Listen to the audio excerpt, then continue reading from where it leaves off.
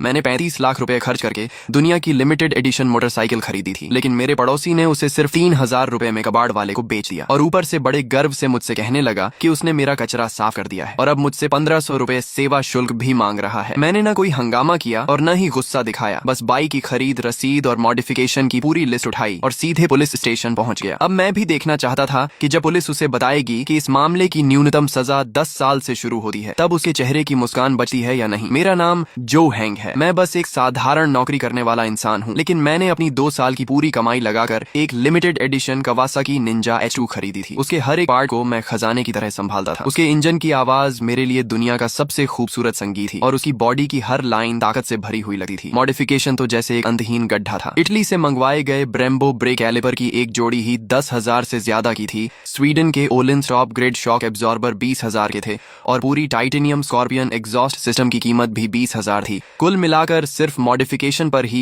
1,20,000 रुपए से ज्यादा खर्च हो चुके थे। ये बाइक सिर्फ एक वाहन नहीं थी, ये मेरी जवानी की याद थी, साधारण जिंदगी से लड़ने का मेरा सबसे बड़ा सहारा थी। मैंने उसे बिल्डिंग के नीचे एक ऐसे कोने में पार्क किया था जहां किसी को कोई परेशानी नहीं होती थी। हर शाम ऑफिस से लौटकर मैं पहले उसे साफ करता था, फिर ऊपर अपने घर जाता था। बाइक पार्क करने के तीसरे दिन मुझे एक फोन आया। कॉल मेरे पड़ोसी वांग जियानजुन की थी। वह मेरे सामने वाले फ्लैट में रहता था। लगभग 50 साल का रिटायर्ड मजदूर था और हमेशा दूसरों के मामलों में टांग अड़ाने का शौकीन था। किसने समय पर कचरा नहीं फेंका, किसने गाड़ी सही जगह पार्क नहीं की, हर बात में उसकी राय होती थी। लोग उसकी उम्र का सम्मान करते थे, इसलिए उससे बहस करने से बचते थे। हेलो, क्या तुम श्याओ झो हो? फोन उठाते ही उसकी आवाज में अजीब सा घमंड था। जी अंकल, मैं ही हूँ। कोई काम था? मैंने पूछा। नीचे जो मोटरसाइकिल खड़ी है वो तुम्हारी है ना? ये सुनते ही मेरा दिल धक से रह गया। हाँ, मेरी है। क्या हुआ? बहुत परेशानी कर रही थी। उसकी आवाज और ऊंची हो गई। हर दिन वहाँ खड़ी रहती थी, लोगों के चलने में दिक्कत होती थी। मैंने भौहें सिकोड़ ली। बाइक तो फूलों की क्यारी के पास एक खाली जगह पर खड़ी थी और किसी का रास्ता बिल्कुल नहीं रोकती थी। अंकल, वह जगह किसी को परेशान नहीं कर रही थी। क्या मतलब परेशान नहीं कर रही थी? मैं कह रहा हूँ तो कर रही थी। उसने मेरी बात बीच में ही काट दी। लेकिन चिंता मत करो, मैंने तुम्हारे लिए उसका इंतजाम कर दिया है। ये सुनते ही मेरे मन में बुरा अंदेशा पैदा हो गया। क्या मतलब इंतजाम कर दिया? मैंने पूछा। बेच दिया। उसकी आवाज में घमंड साफ झलक रहा था। मेरा एक कबाड़ वाले दोस्त है, मैंने उसे बेच दिया। मेरा दिमाग सुन्न हो गया। मैंने तुम्हारी बाइक बेच दी। क्या बुरा किया? 2 पहिए और लोहे के कुछ टुकड़े ही तो थे। 3,000 रुपए मिल गए। तुम्हें तो मेरा शुक्रिया अदा करना चाहिए। मेरी 35 लाख की बाइक उसकी नजर में सिर्फ 3,000 की कबाड़ थी और ऊपर से मुझे उसका धन्यवाद भी करना था। मैंने फोन कसकर पकड़ लिया। मेरी उंगलियों के जोड़ सफेद पड़ गए, लेकिन मैंने खुद को शांत रखा। गुस्सा एक पल में चरम पर पहुंचा और अगले ही पल बर्फ जैसी ठंडी समझदारी में बदल गया। ऐसे लोगों पर चिल्लाना और बहस करना सबसे बेकार तरीका होता है। उसे क्या पता लिमिटेड एडिशन क्या होता है, ब्रेम्बो क्या होता है और ओलिंस क्या होता है। उसकी दुनिया में उसने मेरा कचरा साफ किया था और अच्छी कीमत पर बेचा था, इसलिए वही मेरा उपकार करने वाला था। श्याओ झो, चुप क्यों हो गए? खुशी के मारे बोलती बंद हो गई क्या? वह लगातार बोले जा रहा था। याद रखना, उन 3,000 में से आधे मेरे हैं। अगर मेरी पहचान नहीं होती तो तुम्हारी कबाड़ बाइक 1,000 में भी नहीं बिकी। मैंने आगे कुछ नहीं सुना। ठीक है अंकल, समझ गया। मैंने बिल्कुल शांत आवाज में इतना कहा और फोन काट दिया। कमरे में सन्नाटा छा गया। खिड़की से आती धूप भी आंखों में चुभ रही थी। मैं अपने स्टडी रूम में गया और दराज खोली। अंदर फाइलों का एक बड़ा ढेर रखा था। 23 लाख रुपए की खरीद रसीद, 12 लाख रुपए की मॉडिफिकेशन लिस्ट, हर आइटम का ब्रांड, मॉडल, प्राइस और परचेज डेट साफ साफ दर्ज था। मैंने सभी प्रिंटेड दस्तावेज एक साथ करीने से जमा किए। कुल 37 पन्ने थे। मैं उन फाइलों को शांत नजरों से देखता रहा। मेरी आंखें गहरे पानी की तरह स्थिर थीं। वांग जियानजुन, ये रास्ता तुमने खुद चुना है। अगर तुम्हें लगता है कि उसकी कीमत सिर्फ 3,000 है, तो अब कानून तुम्हें बताएगा कि उसकी असली कीमत कितनी है। अगले दिन मैंने ऑफिस से छुट्टी ली, फाइलों का मोटा बंडल उठाया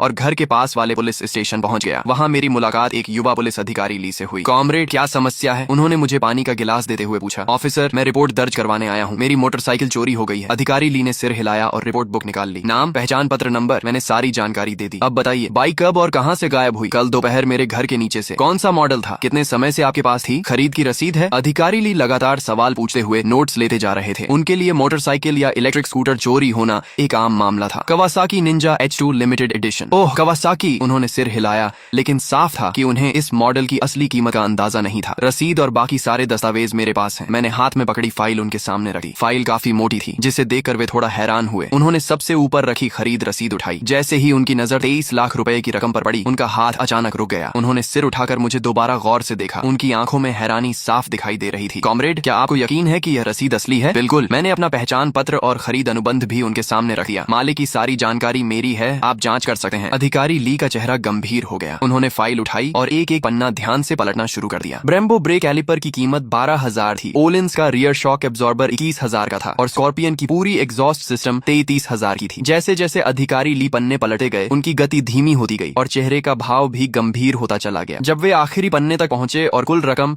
3,54,000 रुपए देखी तो उन्होंने गहरी सांस खींच ली। उनके पास बैठे एक उम्र दराज पुलिस अधिकारी भी आगे झुककर फाइल देखने लगे। कुछ देर बाद अधिकारी ली बोले, मुझे इस मामले की जानकारी हमारे स्टेशन इंचार्ज को देनी होगी। ये कहकर वे फाइल उठाकर जल्दी जल्दी स्टेशन इंचार्ज के ऑफिस की ओर चले गए। मुझे पता था कि मामला अब उसी दिशा में जा रहा है जिसकी मैंने उम्मीद की थी। कुछ हजार रुपए की बाइक चोरी होना और 3.5 लाख रुपए की बाइक चोरी होना पुलिस की नजर में दो बिल्कुल अलग स्तर की घटनाएं थी। पहले मामले में शायद सिर्फ रिपोर्ट लिखी जाती और आपको घर जाकर इंतजार करने को कहा जाता, लेकिन दूसरे मामले में स्पेशल इन्वेस्टिगेशन टीम बनती और तय समय में केस सुलझाने का दबाव होता। कुछ मिनट बाद एक मध्यम उम्र के अधिकारी जिनके कंधे पर 2 पट्टियां और एक सितारा लगा था, अधिकारी ली के साथ बाहर आए। आप मिस्टर जो हैं? उन्होंने पूछा। जी, मैंने खड़े होकर जवाब दिया। मैं इस थाने का प्रभारी हूँ, मेरा नाम झांग है। नमस्ते इंस्पेक्टर झांग, मैंने सम्मान से कहा। अधिकारी ली ने मुझे सारी जानकारी दे दी है। उन्होंने मेज पर रखी फाइलों की ओर इशारा किया। इन सभी दस्तावेजों की कॉपी सबूत के तौर पर रखी जाएगी। आपका मामला बहुत बड़ा है और इसकी प्रकृति भी गंभीर है। हमारा थाना इसे बेहद गंभीरता से ले रहा है। हम तुरंत एक स्पेशल टीम बनाकर जांच शुरू करेंगे और जल्द से जल्द आपकी बाइक वापस लाने की कोशिश करेंगे। मैंने सिर हिलाकर धन्यवाद दिया और फिर कहा, लेकिन जिसने मेरी बाइक ली है शायद मैं जानता हूँ कि वह कौन है। यह सुनते ही इंस्पेक्टर झांग की आंखें चमक उठी। कौन? उन्होंने तुरंत पूछा। मेरा पड़ोसी वांग जियानजुन। इसके बाद मैंने पिछली शाम फोन पर हुई पूरी बातचीत शब्दशः उन्हें सुना दी। मेरी बात खत्म होते ही कमरे में सन्नाटा छा गया। इंस्पेक्टर झांग की भौहें कसकर सिकुड़ गईं। तुम कहना चाहते हो कि तुम्हारे पड़ोसी ने 3.5 लाख रुपए की बाइक को कबाड़ समझकर 3,000 रुपए में बेच दिया? जी, फोन पर उसने यही कहा था। और उसने तुमसे उन 3,000 में से 1,500 रुपए भी मांगे? जी। इंस्पेक्टर झांग कुछ पल चुप रहे। इतने साल पुलिस सेवा में रहने के बावजूद शायद उन्होंने भी ऐसा अजीब मामला कभी नहीं देखा था। ये सिर्फ चोरी नहीं थी, ये मूर्खता, लालच और अज्ञानता का मिश्रण था। अधिकारी ली ने बगल में बैठे वरिष्ठ पुलिसकर्मी से धीरे से पूछा, सर, यह चोरी का मामला है, गबन का है या किसी और की संपत्ति को अवैध रूप से बेचने का? बुजुर्ग अधिकारी ने सिर हिलाया। जो भी हो, रकम 3 लाख से ज्यादा है। इतनी बड़ी राशि में सजा कम से कम 10 साल से शुरू होती है। उनके मुंह से निकला 10 साल। मेरे कानों में अलग ही वजन लेकर गूंजा। वह सिर्फ एक संख्या नहीं थी, वह न्याय का भार था। इंस्पेक्टर झांग ने तुरंत फोन उठाया और आदेश दिया, सभी यूनिट ध्यान दें, 3 मिनट में नीचे इकट्ठा हों, हम मौके पर जा रहे हैं। फिर उन्होंने मेरी ओर देखकर कहा, मिस्टर जो, आपने बहुत समझदारी दिखाई। आपने निजी झगड़ा करने के बजाय कानून पर भरोसा किया। यही सबसे सही तरीका था। अब आगे का काम हमें करने दीजिए। मैंने सिर हिलाया। मुझे पता था कि असली तमाशा अब शुरू होने वाला था। ऑफिस से बाहर निकलते ही मैंने देखा कि कई पुलिसकर्मी तैयार खड़े थे। अधिकारी ली ने मेरी ओर देखकर कहा, चलो इस वांग जियानजुन से मिलते हैं। पुलिस की गाड़ी बिना सायरन बजाए चुपचाप हमारे अपार्टमेंट के नीचे आकर रुकी। मैं, इंस्पेक्टर झांग, अधिकारी ली और 2 अन्य पुलिसकर्मी गाड़ी से उतरे। दोपहर का समय था। सोसाइटी में कई बुजुर्ग और बच्चे घूम रहे थे। जैसे ही लोगों ने पुलिस वालों को हमारी बिल्डिंग की ओर जाते देखा, सबकी नजरें हमारी तरफ मुड़ गईं। हम सीढ़ियां चढ़कर वांग जियानजुन के घर के सामने पहुंचे। अधिकारी ली ने दरवाजा खटखटाया। कौन है? अंदर से उसकी चिड़ी हुई आवाज आई। पुलिस, दरवाजा खोलो। अधिकारी ली की आवाज साफ और मजबूत थी। अंदर अचानक सन्नाटा छा गया। करीब 10 सेकंड बाद दरवाजा थोड़ा सा खुला। वांग जियानजुन ने आधा चेहरा बाहर निकाला। जैसे ही उसने पुलिस वालों और उनके पीछे खड़े मुझे देखा, वह एक पल के लिए स्तब्ध रह गया। अधिकारी साहब, आप लोग किसे ढूंढ रहे हैं? उसने बनावटी मासूमियत से पूछा। इंस्पेक्टर झांग आगे बढ़े और अपना पहचान पत्र दिखाया। एक चोरी के मामले में तुमसे पूछताछ करनी है। चोरी? उसकी आंखें तेजी से घूमी। फिर उसने दरवाजा पूरा खोल दिया और मेरी ओर उंगली दिखाते हुए जोर से बोला, अरे, अगर उस कबाड़ बाई की बात है तो आपको मेरा पक्ष भी सुनना चाहिए। मैंने तो भलाई की थी, नीचे बेकार जगह घेर कर रखी थी, इसलिए मैंने उसे हटवा दिया। अब यह लड़का उल्टा पुलिस बुला लाया। बताइए, क्या कोई ऐसे एहसान का बदला देता है? वह ऐसे बोल रहा था जैसे असली पीड़ित वही हो। शोर सुनकर आसपास के पड़ोसी भी बाहर निकल आए। क्या हुआ? इतनी पुलिस क्यों आई है? सुना है बाइक का मामला है। वही नई बाइक जो झो ने खरीदी थी। इतनी सुंदर बाइक कबाड़ कैसे हो गई? लोग आपस में फुसफुसाने लगे। मैं अब भी चुपचाप खड़ा था और उसे बोलने दे रहा था। इंस्पेक्टर झांग ने बिना भाव बदले पूछा, वांग जियानजुन, हमारे कुछ सवाल हैं, सच सच जवाब देना। क्या वह बाइक तुमने बेची थी? हाँ, मैंने बेची थी, उसने सीना ठोकते हुए कहा। 3,000 रुपए में बेची और आधे पैसे इसे देने वाला था, लेकिन इसने तो सीधे पुलिस बुला ली। किसने तुम्हें किसी और की संपत्ति बेचने का अधिकार दिया? इंस्पेक्टर झांग की आवाज ठंडी हो गई। अधिकार? वह बाइक सार्वजनिक जगह घेर कर खड़ी थी। मैं भी इस सोसाइटी का निवासी हूँ, इसलिए मुझे उसे हटाने का हक है और मैंने तो उसके लिए पैसे भी बनवा दिए। मैंने उसकी मदद की है। भीड़ में कई लोग हंस पड़े। ऐसी दलील उन्होंने पहले कभी नहीं सुनी थी। इंस्पेक्टर झांग ने बहस करने की जरूरत नहीं समझी। उन्होंने अधिकारी ली से एक दस्तावेज लिया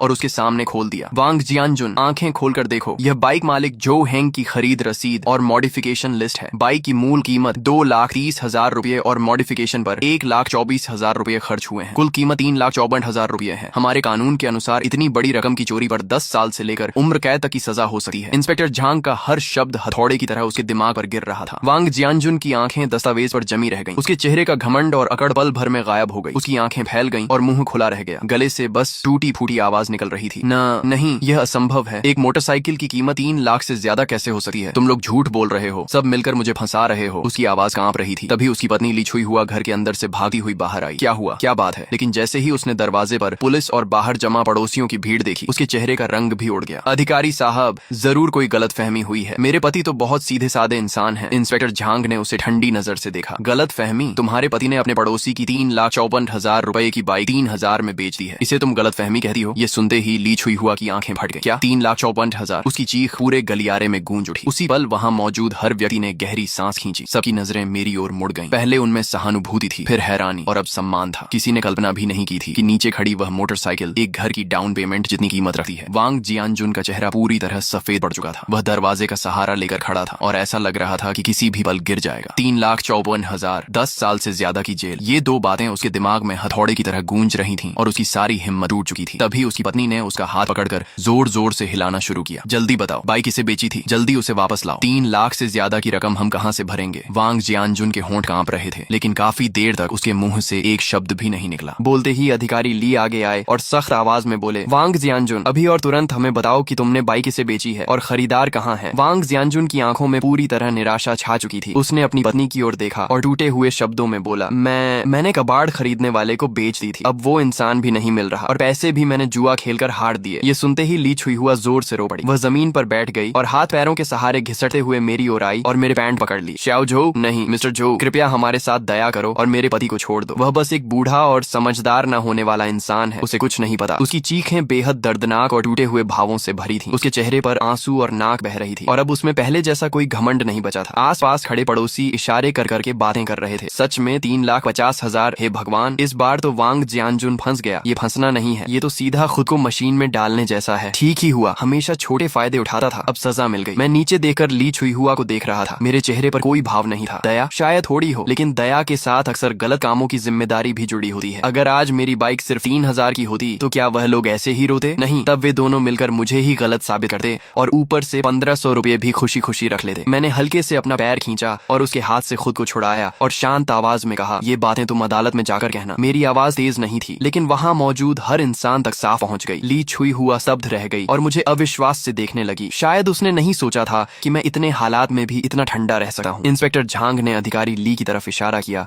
और ली और एक अन्य पुलिसकर्मी आगे आए और वांग जियानजुन को दोनों तरफ से पकड़ लिया। वांग जियानजुन, तुम पर चोरी का आरोप है, अब तुम्हें कानून के तहत पूछताछ के लिए थाने ले जाया जाता है, उन्होंने कहा और ठंडी हथकड़ी उसकी कलाई पर लगा दी। हथकड़ी की क्लिक आवाज उसके पूरे जीवन के अहंकार का अंतिम फैसला जैसी लग रही थी। वांग जियानजुन पूरी तरह टूट गया। उसे लगभग घसीटे हुए ले जाया जा रहा था और वह बड़बड़ा रहा था, नहीं, ऐसा नहीं हो सकता। ये 3 लाख से ज्यादा कैसे हो सकती है? ली छुई हुआ आगे भागने की कोशिश करने लगी, लेकिन एक महिला पुलिसकर्मी ने उसे रोक दिया। आप लोग उसे नहीं पकड़ सकते, वह बूढ़ा है, उसकी तबीयत ठीक नहीं है। इंस्पेक्टर झांग ने गंभीर आवाज में कहा, यह कानून का राज्य है, यहाँ उम्र का बहाना नहीं चलता। उसने अपराध किया है, उसे जिम्मेदारी लेनी होगी। अब रोना बंद करो और सबसे पहले उस खरीदार को ढूंढने की कोशिश करो और बाइक वापस लाओ। यही तुम्हारे पास सजा कम करने का एकमात्र रास्ता है। इसके बाद वह मेरी तरफ मुड़े और बोले, मिस्टर जो, आप भी हमारे साथ आने चलकर बयान दीजिए। मैंने सिर हिलाया और हम सब लोगों की भीड़ के सामने नीचे उतर आए। नीचे पहले से ही पूरी सोसाइटी जमा थी। जैसे ही लोगों ने वांग जियानजुन को हथकड़ी में बाहर आते देखा, भीड़ में हलचल मच गई। मैं पीछे पीछे चल रहा था, मेरा चेहरा शांत था। मैंने लोगों की बातें सुनी। ये लड़का तो बहुत सख्त निकला, कोई रहम नहीं किया। सख्त क्या? अगर तुम्हारी 30 लाख की चीज होती तो तुम क्या करते? सही किया, ऐसे आदमी पर नरमी नहीं होनी चाहिए। मैं लगभग हंस ही पड़ा। सच में, जैसा बाप वैसा बेटा। उसके बाप ने 35 लाख की बाइक को 3,000 में बेच दिया और उसे लगता है कि 5,000 युआन देकर सब कुछ निपटा देगा। तुम्हें लगता है मेरी बाइक की कीमत सिर्फ 5,000 है? एक मोटरसाइकिल की आखिर कितनी कीमत होगी? 5,000 कम नहीं होते। वांग बिन की आवाज बेहद अधीर थी। ज्यादा नखरे मत दिखाओ, मैं बता रहा हूँ, अगर मेरे पापा को कुछ भी हुआ तो तुम्हारा भी अच्छा नहीं होगा। यह एक खुली धमकी थी। मुझे गुस्सा नहीं आया, बल्कि मैं मुस्कुरा दिया। ठीक है, मैं इंतजार करूंगा। और हाँ, तुम्हें एक बात याद दिला दूं, तुम्हारी ये कॉल कंप्लेनेंट को धमकाने और जुडिशियल फेयरनेस में बाधा डालने के दायरे में आती है और मैंने पूरी रिकॉर्डिंग भी कर रखी है। इतना कहकर मैंने सीधे फोन काट दिया। फोन के दूसरी तरफ वांग बिन का चेहरा शायद हरा पड़ गया होगा। मैंने मोबाइल की रिकॉर्डिंग स्टेशन इंचार्ज झांग के सामने चला दी। झांग साहब का चेहरा तुरंत इतना गंभीर हो गया मानो उससे पानी टपकने लगे। बहुत बढ़िया, क्या परिवार है। बूढ़ा अज्ञान और बेखौफ, छोटा घमंडी और दबंग, ये लोग खुलेआम कानून को चुनौती दे रहे हैं। उन्होंने वॉकी टॉकी उठाया और ठंडी आवाज में आदेश दिया, टेक्निकल टीम, अभी इसी नंबर की लोकेशन ट्रेस करो। एक्शन टीम तैयार रहे। आज मैं पूरे परिवार को सीधा अंदर भेजूंगा। सीसीटीवी फुटेज जल्दी ही निकाल ली गई। झांग साहब के गुस्से की वजह से पुलिस स्टेशन की एफिशिएंसी अपने चरम पर पहुंच गई थी। कॉलोनी के गेट वाले कैमरे में कल दोपहर का दृश्य साफ दिखाई दे रहा था। एक पुरानी इलेक्ट्रिक 3 व्हीलर एक तिरपाल से ढकी मोटरसाइकिल को लादे धीरे धीरे इलाके से बाहर निकल रही थी। हालांकि बाइक ढकी हुई थी, लेकिन उसका खास शेप और साइज साफ बता रहा था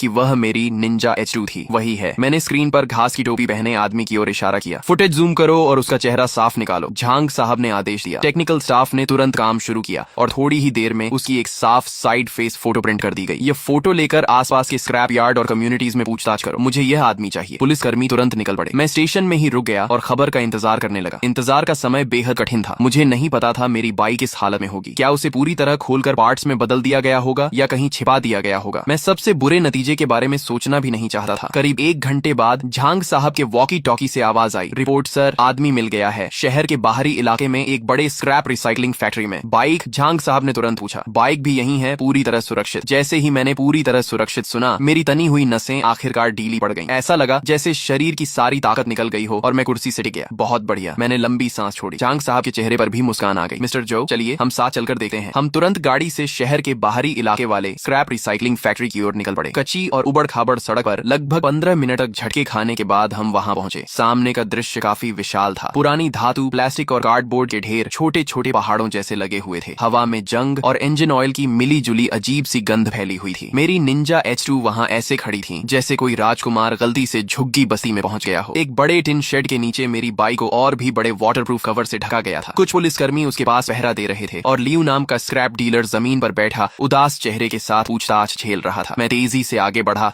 और एक झटके में कवर हटा दिया। वही परिचित कवासाकी ग्रीन रंग फिर से मेरी आंखों के सामने था। बाइक थोड़ी गंदी हो गई थी, उस पर धूल जमी हुई थी। बाएं साइड मिरर पर हल्की सी खरोंच थी। इसके अलावा सब कुछ ठीक था। Brembo brake calipers, Olin suspension और अक्रापोविच एग्जॉस्ट सब अपनी जगह मौजूद थे। मैंने हाथ बढ़ाकर बाइक की ठंडी बॉडी को हल्के से छुआ। दिल में अनगिनत भाव उमड़ पड़े। ऐसा लग रहा था जैसे कोई खोया हुआ खजाना वापस मिल गया हो। ऑफिसर ली उस समय बॉस लियू का बयान लिख रहे थे। बताओ क्या हुआ था? लियू रोने जैसा चेहरा बनाकर बोला, ऑफिसर मैं बेगुनाह हूँ। उस वांग नाम के आदमी ने कसम खाकर कहा था कि यह उसके बेटे की बेकार पड़ी टूटी फूटी बाइक है जो जगह घेर रही है और वह इसे हटवाना चाहता है। मुझे बाइक अच्छी लगी तो मैंने एक सवाल पूछ लिया। उसने कहा 3000 युआन दो और अभी ले जाओ। मुझे भी शक हुआ था। ये बाइक किसी भी तरह कबाड़ नहीं लग रही थी, लेकिन मैंने सोचा मुफ्त का मौका है, छोड़ना बेवकूफी होगी, इसलिए मैंने उसे 3000 दिए और बाइक ले आया। ऑफिसर ली ने ठंडी आवाज में कहा, यह साफ साफ स्टोलन प्रॉपर्टी खरीदने का मामला है। तुम जानते थे कि सामान की ओरिजिन संदिग्ध है, फिर भी सस्ते में खरीद लिया। लियू ने जल्दी से सफाई दी। मेरा ऐसा इरादा नहीं था। बाइक लाने के बाद मुझे भी लगने लगा कुछ गड़बड़ है। ये बाइक बहुत नई थी, इसके पार्ट्स में पहचान भी नहीं पा रहा था, लेकिन महसूस हो रहा था कि ये बेहद महंगे हैं। मैं एक स्क्रैप कलेक्टर हूँ, ऐसी चीज खोलने की हिम्मत कैसे करता। मैंने बस सोचा था पहले इसे छिपा देता हूँ, फिर मामला शांत होने पर किसी बाइक एक्सपर्ट से पूछूंगा और अच्छी कीमत पर बेचने की कोशिश करूंगा। मैं कसम खाता हूँ मैंने इंजन तक स्टार्ट नहीं किया। उसकी बातों ने दूसरी तरफ से मेरी बाइक की वैल्यू साबित कर दी। एक स्क्रैप कलेक्टर तक समझ गया था कि यह कोई साधारण बाइक नहीं है। सिर्फ वांग जियानजुन जैसा अज्ञानी और घमंडी इंसान ही इसे कबाड़ समझ सकता था। झांग साहब मेरे पास आए और मेरे कंधे पर हाथ रखा। मिस्टर जो, हमने अपना वादा निभा दिया, आपकी बाइक वापस मिल गई। धन्यवाद झांग साहब, और सभी ऑफिसर्स का भी बहुत बहुत धन्यवाद। मैंने दिल से उनका धन्यवाद किया। यह तो हमारा कर्तव्य है, झांग साहब ने कहा। अब यह बाइक केस से जुड़ा सबूत है, इसलिए फिलहाल हमारी कस्टडी में रहेगी। जब केस की सुनवाई पूरी हो जाएगी तब इसे आपको वापस सौंप दिया जाएगा। मैंने समझदारी से सिर हिलाया। इसके अलावा नुकसान सिर्फ खरोंच तक सीमित नहीं है। यह एक लिमिटेड एडिशन बाइक है। किसी भी गैर आधिकारिक तरीके से इसे हिलाने या स्टोर करने से इसकी पेंट सरफेस, इलेक्ट्रिकल सिस्टम और परफॉर्मेंस पर संभावित असर पड़ सकता है। इन सबकी प्रोफेशनल इंस्पेक्शन और असेसमेंट होनी चाहिए। मेरी बात सुनकर झांग साहब एक पल के लिए चौंके, फिर सिर हिलाया। तुम सही कह रहे हो, हम तुम्हारी राय पूरी तरह अप्रेजल एजेंसी तक पहुंचाएंगे। अब मामला लगभग खत्म हो चुका था। चोरी का सामान भी मिल गया था और आरोपी भी पकड़ लिए गए थे। वांग जियानजुन पर चोरी का आरोप लगभग तय हो चुका था। जहां तक बॉस लियू की बात ही, वह चोरी का सामान खरीदने के अपराध से नहीं बच सकता था, लेकिन क्योंकि उसने पूरा सहयोग किया था और बाइक भी सुरक्षित थी, इसलिए संभवतः उसे हल्की सजा मिलेगी। इसी दौरान दूसरी टीम के पुलिसकर्मियों से भी खबर आई। वांग जियानजुन का बेटा वांग बिन उसकी अपनी कंपनी में मिल गया था और उसे भी पुलिस स्टेशन लाया जा चुका था। झांग साहब ने मेरी तरफ देकर मुस्कुराते हुए कहा, मिस्टर जो, आज स्टेशन में काफी हलचल होने वाली है, चलिए वापस चलते हैं और देखते हैं कि उस लड़के के पास अब क्या कहने को बचा है। हम स्टेशन लौटे। अंदर प्रवेश करते ही मैंने देखा कि एक सूट पहना हुआ, बालों में चमकदार तेल लगाए एक युवा आदमी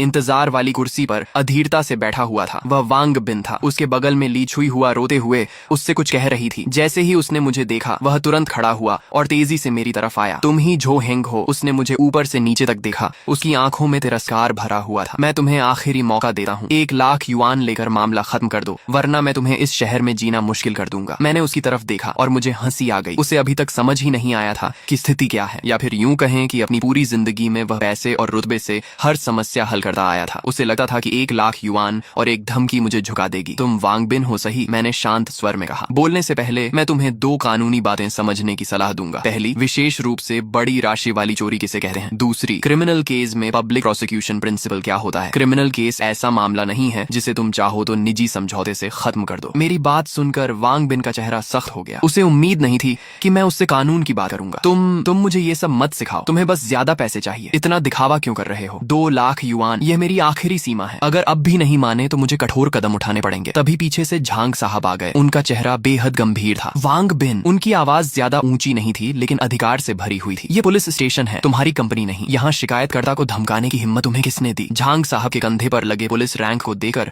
वांग बिन की अकड़ तुरंत आधी रह गई। मैंने उन्हें धमकाया नहीं, मैं तो बस समझौता करना चाहता था। समझौता? झांग साहब ने ठंडी हंसी हंसते हुए कहा, तुम्हारे पिता ने 35 लाख युआन की चीज चुराई और तुम 2 लाख युआन देकर समझौता करना चाहते हो। काफी समझदार हिसाब लगाते हो। और फोन पर मिस्टर जो को धमकाने वाली रिकॉर्डिंग भी हमारे पास मौजूद है। जुडिशियल फेयरनेस में बाधा डालने और मलिशियस डेफेमेशन का एक और आरोप जोड़ लो। लगता है तुम अपने पिता का साथ देने जेल जाना चाहते हो। झांग साहब की हर बात वांग बिन के दिल पर हथौड़े की तरह पड़ रही थी। उसके माथे पर ठंडा पसीना आ गया। आखिरकार उसे समझ में आया कि यह कोई छोटी मोटी परेशानी नहीं थी जैसी वह पहले संभालता आया था। उसके बगल में बैठी ली छुई हुआ तो डर के मारे रोना भी भूल चुकी थी और सिर्फ कांप रही थी। ऑफिसर, गलतफहमी है, सब गलतफहमी है। वांग बिन का स्वर अचानक नरम हो गया। उसने चेहरे पर जबरदस्ती मुस्कान लाने की कोशिश की जो रोने से भी ज्यादा बदसूरत लग रही थी। मैं अभी बिजनेस ट्रिप से लौटा हूँ, मुझे पूरी बात पता नहीं थी। गुस्से में गलती हो गई, कृपया बुरा मत मानिए। मेरे पिताजी ने जानबूझकर ऐसा नहीं किया, बस उम्र के कारण उनका दिमाग ठीक से काम नहीं कर रहा था। लेकिन झांग साहब उसकी बातों में आने वाले नहीं थे। जानबूझकर किया या नहीं इसका फैसला कानून करेगा। अभी वांग जियानजुन पर चोरी का आरोप है, लियू पर चोरी का सामान खरीदने का और तुम पर जुडिशियल फेयरनेस में बाधा डालने का। तुम सबकी जांच होगी। ऑफिसर ली,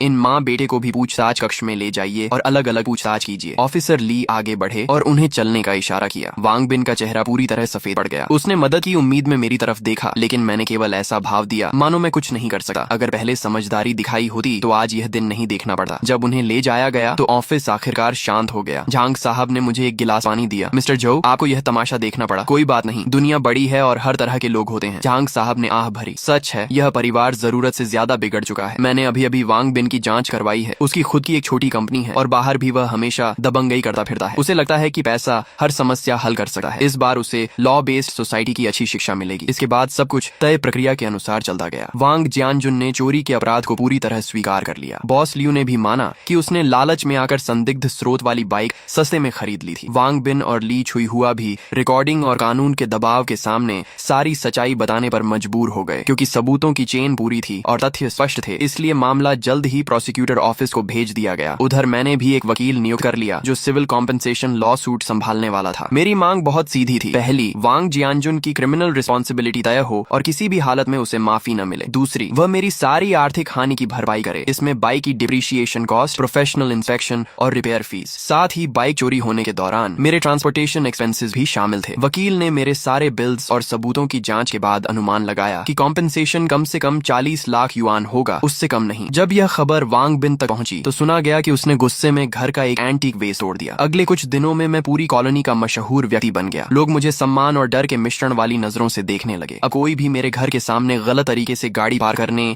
या सीढ़ियों में कचरा फेंकने की हिम्मत नहीं करता था। पूरी कॉलोनी का माहौल जैसे अचानक सुधर गया था। दूसरी तरफ वांग जियानजुन का परिवार सबकी नजरों में गिर चुका था। वे तरह तरह के तरीके अपनाने लगे। पहले रिश्तेदारों और दोस्तों के जरिए मुझसे सिफारिश करवाने की कोशिश की लेकिन मैं किसी से नहीं मिला। बाद में वांग बिन ने पैसे से मामला खत्म करने की कोशिश की। उसने कॉम्पेंसेशन की रकम 20 लाख से बढ़ाकर 30 लाख और फिर 35 लाख तक कर दी। लेकिन मैंने अपने वकील से हर बार साफ इनकार करवा दिया। ये पैसे का मामला नहीं था बल्कि सिद्धांत का था। कुछ लोगों को एक बार इतनी जोर से चोट पहुंचानी पड़ती है कि वे जिंदगी भर सम्मान करना सीख जाएं। जब उन्हें लगा कि कोई रास्ता नहीं बचा है तो ली छुई हुआ हर किसी के सामने रो रो कर कहने लगी कि मैं निर्दयी हूँ और उनके पूरे परिवार को बर्बाद करना चाहता हूँ। कुछ ऐसे बुजुर्ग जो सच्चाई नहीं जानते थे या हमेशा बीच बचाव करना चाहते थे, वे भी मेरी आलोचना करने लगे। मॉरल किडनैपिंग हमेशा कुछ लोगों का सबसे सस्ता हथियार होता है, लेकिन मैंने किसी से बहस नहीं की। मैंने चुपचाप एक दस्तावेज प्रिंट किया और बिल्डिंग के नोटिस बोर्ड पर चिपका दिया। वह प्रोसिक्यूटर ऑफिस द्वारा जारी किया गया वांग जियानजुन का अरेस्ट अप्रूवल नोटिस था। उसके नीचे मैंने अपने हाथ से एक पंक्ति लिखी थी, अज्ञानता अपराध से बचने का बहाना नहीं है, कानून के सामने सभी बराबर हैं। नोटिस बोर्ड के सामने मेरी वह घोषणा। उस अरेस्ट अप्रूवल नोटिस की फोटोकॉपी किसी भी बहस या सफाई से कहीं ज्यादा ताकतवर साबित हुई। जो पड़ोसी पहले मुझे बड़ा दिल रखने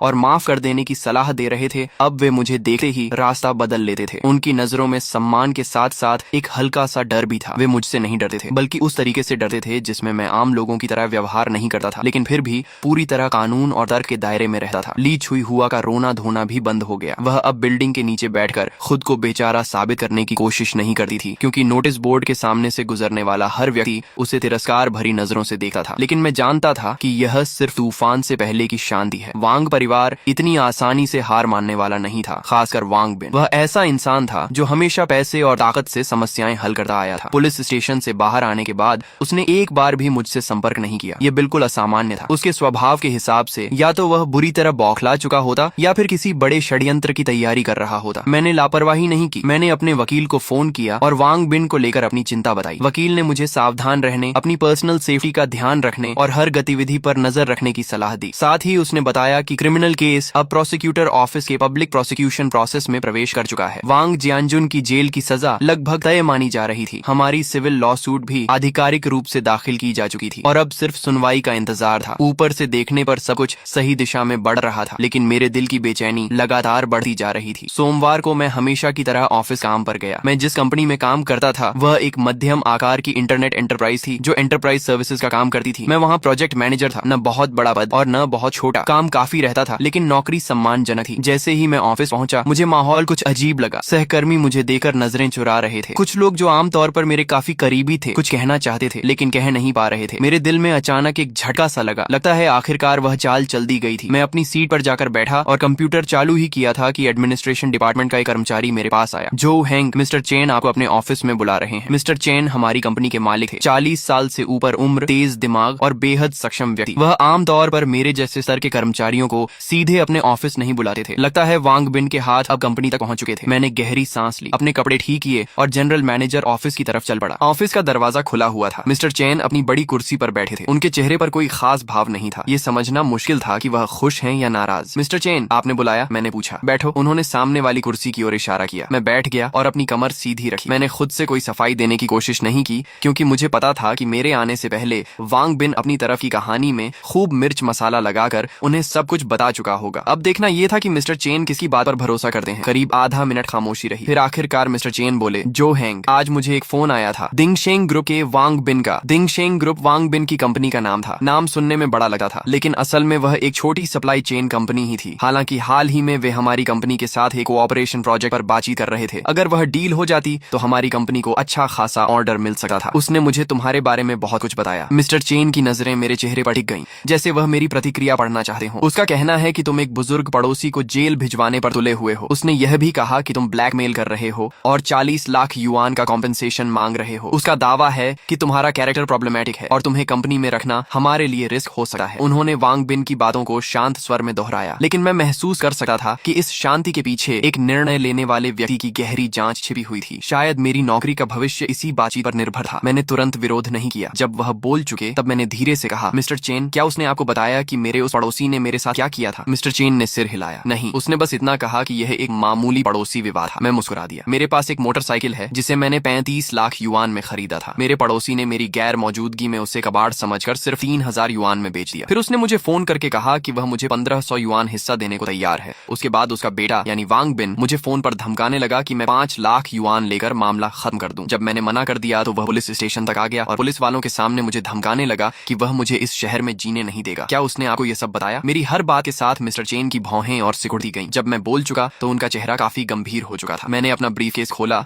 और वही दस्तावेज निकाले जो पहले पुलिस को दिए थे। बाइक की परचेस इनवॉइस, मॉडिफिकेशन लिस्ट और इंपोर्ट कस्टम्स डिक्लेरेशन। मैंने उन्हें धीरे से उनकी मेज पर रख दिया। फिर मैंने अपना मोबाइल निकाला और एक रिकॉर्डिंग चला दी। मैं बता रहा हूँ, अगर मेरे पापा को कुछ हुआ तो तुम्हारा भी अच्छा नहीं होगा। वांग बिन की घमंडी आवाज शांत ऑफिस में बेहद कर्कश लग रही थी। अब मिस्टर चेन के चेहरे को सिर्फ खराब नहीं कहा जा सकता था, वह पूरी तरह सख्त और गंभीर हो चुका था। उन्होंने मेज पर रखे दस्तावेज तेजी से पलटने शुरू किए। जब उनकी नजर उन महंगे मॉडिफिकेशन पार्ट्स की सूची पर गई तो उनकी आंखों में हैरानी की झलक दिखी। रिकॉर्डिंग खत्म होने के बाद उन्होंने सिर उठाकर मेरी तरफ देखा। उनकी नजरें बदल चुकी थीं। जो हैंग, तो तुम भी एक एंथुसियास्ट हो? मैं एक पल के लिए चौंका, लेकिन फिर समझ गया। मिस्टर चेन, क्या आपको भी गाड़ियों का शौक है? मिस्टर चेन मुस्कुराए। वह उठकर ऑफिस के एक कोने में रखी अलमारी तक गए और उसका दरवाजा खोला। अंदर फाइलें नहीं बल्कि कई शानदार कार मॉडल्स रखे हुए थे। उनमें से एक पोर्श 911 GT3 का मॉडल भी था। जब मैं जवान था तब मुझे भी गाड़ियों का बहुत शौक था। बाद में उम्र बढ़ी और समय कम हो गया। अब बस यही मॉडल्स बची हुई यादें हैं। उन्होंने पोर्श मॉडल उठाया और हल्के से उसकी धूल साफ की। Brembo brakes, all in suspension, इन चीजों के पीछे दो तरह के लोग पागल होते हैं, या तो बिना सोचे समझे दिखावा करने वाले, या फिर वे लोग जिन्हें मशीनों और परफॉर्मेंस से सच्चा प्यार होता है। मुझे लगा है तुम दूसरी श्रेणी में आते हो। ये कहते हुए वह मेरी ओर मुड़े। तुमने इस मामले को बहुत अच्छी तरह संभाला मूर्खता और घमंड का सामना हमेशा सबसे शांत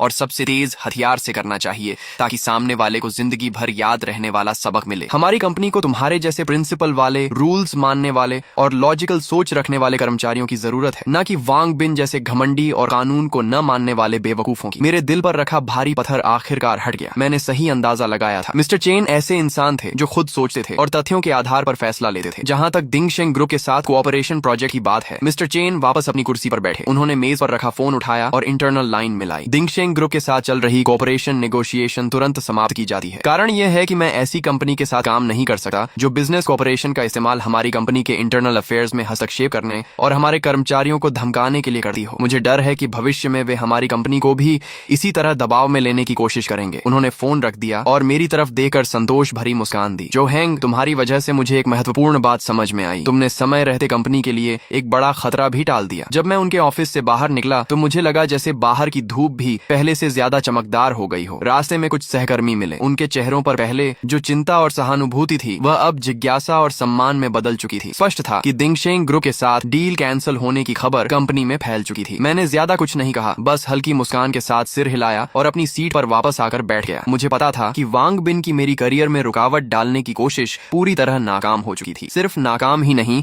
उसने खुद अपने पैरों पर कुल्हाड़ी मार ली थी। उस जैसी छोटी कंपनी के लिए हमारी कंपनी एक बहुत महत्वपूर्ण पोटेंशियल क्लाइंट थी। यह कॉन्ट्रैक्ट खोना उसके लिए निश्चित रूप से भारी नुकसान था। उसी शाम मेरे वकील का फोन आया। मिस्टर जो, आपको एक अच्छी खबर दूं, आपकी बाइक की डैमेज असेसमेंट रिपोर्ट आ गई है और नतीजे हमारी उम्मीद से भी बेहतर हैं। उनकी आवाज में उत्साह साफ झलक रहा था। कैसे? मैंने पूछा। असेसमेंट एजेंसी ने बहुत प्रोफेशनल काम किया है। उन्होंने सिर्फ साइड मिरर की स्क्रैच रिपेयर कॉस्ट का ही आकलन नहीं किया, बल्कि हमारे उस तर्क को भी स्वीकार किया है कि लिमिटेड एडिशन व्हीकल को गैर आधिकारिक तरीके से हिलाने और स्टोर करने से संभावित नुकसान हो सकता है। रिपोर्ट में कहा गया है कि बाइक को गैर पेशेवर लोगों द्वारा गैर पेशेवर उपकरणों से ट्रांसपोर्ट किया गया और खराब माहौल में रखा गया, जिससे उसकी पेंट सरफेस पर कई सूक्ष्म स्क्रैचेस आई हैं जो सामान्य आंखों से दिखाई नहीं देती। साथ ही उसके प्रिसीजन इलेक्ट्रॉनिक सिस्टम्स में नमी और धूल जमा होने का भी जोखिम पैदा हुआ है। रिपोर्ट में पूरे वाहन की highest standard deep cleaning, maintenance और सिस्टम इंस्पेक्शन की सिफारिश की गई है। इन सभी खर्चों को जोड़ने पर डायरेक्ट इकोनॉमिक लॉस 48,000 युआन आंका गया है। उन्होंने थोड़ी देर रुकर आगे कहा, और यह तो सिर्फ शुरुआत है, इसमें वह हिडन लॉस शामिल नहीं है जो बाइक की चोरी की घटना के कारण सेकंड हैंड मार्केट वैल्यू में कमी के रूप में हुआ है। इस पर भी एक्सपर्ट्स ने ओपिनियन दिया है और अनुमान लगाया है कि बाइक की कीमत में 10% से 15% तक की गिरावट आई है। यानी सिर्फ वाहन के नुकसान के आधार पर ही हम कम से कम 80,000 युआन से अधिक कॉम्पेंसेशन क्लेम कर सकते हैं। मैं उनकी बात सुनते हुए मन ही मन उनकी प्रोफेशनलिज्म की और भी ज्यादा इज्जत करने लगा। वास्तव में प्रोफेशनल काम हमेशा प्रोफेशनल्स को ही सौंपना चाहिए, लेकिन वकील अभी रुके नहीं। और यह सबसे महत्वपूर्ण बात भी नहीं है। सबसे महत्वपूर्ण यह है कि यह रिपोर्ट क्रिमिनल केस की सेंटेंसिंग बेसिस के रूप में प्रोसिक्यूटर ऑफिस को भेजी जाएगी। पहले क्योंकि बाइक बरामद हो गई थी, इसीलिए कोर्ट सजा तय करते समय कुछ नरमी बरत सकता था, लेकिन अब जब यह साबित हो गया है कि इस घटना ने गंभीर परिणाम पैदा किए हैं, तो वांग जियानजुन का अपराध और मजबूत हो गया है। मुझे लगता है कि 10 साल से ज्यादा की सजा से वह बच नहीं पाएगा। फोन कटने के बाद मेरे मन में मिश्रित भावनाएं थीं। मैं कोई क्रूर इंसान नहीं था और न ही किसी को बर्बाद करने में मुझे आनंद आता था, लेकिन जिस क्षण वांग जियानजुन ने मेरी बाइक बेच दी थी, उसी क्षण उसने अपने लिए सबसे गंभीर परिणाम तय कर लिए थे। अज्ञानता और मूर्खता कभी भी अपराध से बचने का बहाना नहीं बन सकती। अगले कुछ दिनों तक वांग बिन पूरी तरह गायब रहा। मुझे खबर मिली कि दिंगशेंग ग्रुप की कैश फ्लो चेन में कुछ समस्याएं आने लगी हैं। मिस्टर चेन अपने बिजनेस सर्कल में काफी प्रभावशाली व्यक्ति थे। उन्होंने खुलकर कह दिया था कि वांग बिन का कैरेक्टर खराब है और उसके काम करने का कोई बॉटम लाइन नहीं है। नतीजतन कई कंपनियां जो पहले उसके साथ काम करने पर विचार कर रही थीं, अब रिस्क असेसमेंट दोबारा करने लगी थीं। बटरफ्लाई इफेक्ट धीरे धीरे सामने आने लगा था। शायद वांग बिन इस समय इतनी समस्याओं में घिर चुका था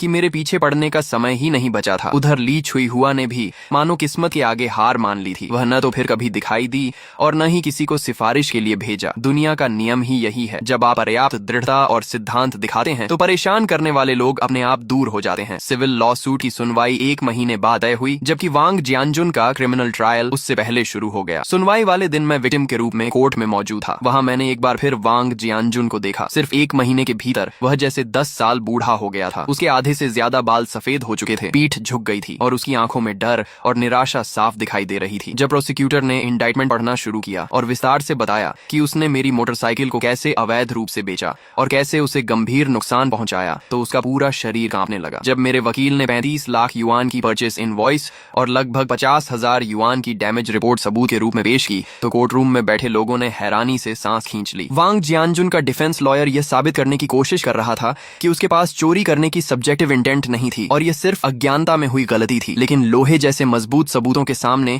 ये दलीलें बेहद कमजोर लग रही थीं। फिर जज ने पूछा, प्रतिवादी, क्या आपको अपने किए पर पछतावा है? वांग जियानजुन ने सिर उठाकर मेरी तरफ देखा। उसकी धुंधली आंखें कांप रही थीं। मैं गलत था, मैं सचमुच गलत था। मुझे आपकी बाइक को हाथ नहीं लगाना चाहिए था। मुझे थोड़े से पैसे के लालच में नहीं पड़ना चाहिए था। उसकी आवाज भर्रा गई थी। यह पहली बार था जब मैंने उसके चेहरे पर सच्चा पछतावा देखा, लेकिन अब बहुत देर हो चुकी थी। कोर्ट कोई सब्जी मंडी नहीं होती और न्याय कोई ऐसी चीज नहीं होती जिस पर मोल भाव किया जा सके। फाइनल स्टेटमेंट के समय मैंने बोलने से इनकार कर दिया क्योंकि मुझे लगा अब कुछ कहने की जरूरत नहीं है। तथ्य खुद सब कुछ बता चुके थे। फिर जज ने फैसला सुनाया। प्रतिवादी वांग जियानजुन चोरी के अपराध का दोषी पाया जाता है। अपराध की राशि अत्यंत बड़ी है और इसके गंभीर परिणाम हुए हैं। तथ्य स्पष्ट हैं और सबूत पर्याप्त हैं। अपराध की परिस्थितियों तथा पश्चाताप को ध्यान में रखते हुए उसे 11 वर्ष के फिक्स टर्म इम्प्रिजनमेंट, 3 वर्ष के पॉलिटिकल राइट्स डिप्रीवेशन और 50,000 युआन के फाइन की सजा दी जाती है। फैसला सुनते ही वांग जियानजुन की आंखें पलट गईं और वह सीधे प्रतिवादी की सीट पर ढह गया। दर्शक दीर्घा के कोने से ली छुई हुआ की दिल दहला देने वाली चीख सुनाई दी। मैं शांतिपूर्वक खड़ा हुआ, पीछे मुड़कर नहीं देखा और कोर्ट रूम से बाहर निकल गया। बाहर आसमान बेहद नीला था। मैं जानता था कि वांग जियानजुन का फैसला अब समाप्त हो चुका है, लेकिन वांग बिन और उसके पूरे परिवार की असली परीक्षा अभी शुरू हुई थी। सिविल कॉम्पेंसेशन के 40 लाख युआन अभी भी उनके सिर पर बाकी थे। फैसले के बाद वांग परिवार की दुनिया पूरी तरह बिखर गई। 11 साल की जेल किसी 50 वर्ष से अधिक उम्र के व्यक्ति के लिए क्या मायने रखती है, यह बताने की जरूरत नहीं थी। सुना कि ली छुई हुआ गंभीर रूप से बीमार पड़ गई और आधे महीने से ज्यादा अस्पताल में रही। उधर वांग बिन के सामने और भी बड़ी समस्या खड़ी हो गई। उसके पिता पर 50,000 युआन का फाइन लगाया गया था और मेरी 400,000 युआन की सिविल कॉम्पेंसेशन केस भी समय पर सुनवाई के लिए पहुंच गई। कोर्ट में वांग बिन के वकील ने कॉम्पेंसेशन अमाउंट कम करवाने की पूरी कोशिश की। उन्होंने वाहन को नुकसान पहुंचने की बात तो मानी, लेकिन कॉम्पेंसेशन की रकम पर आपत्ति जताई। उनका कहना था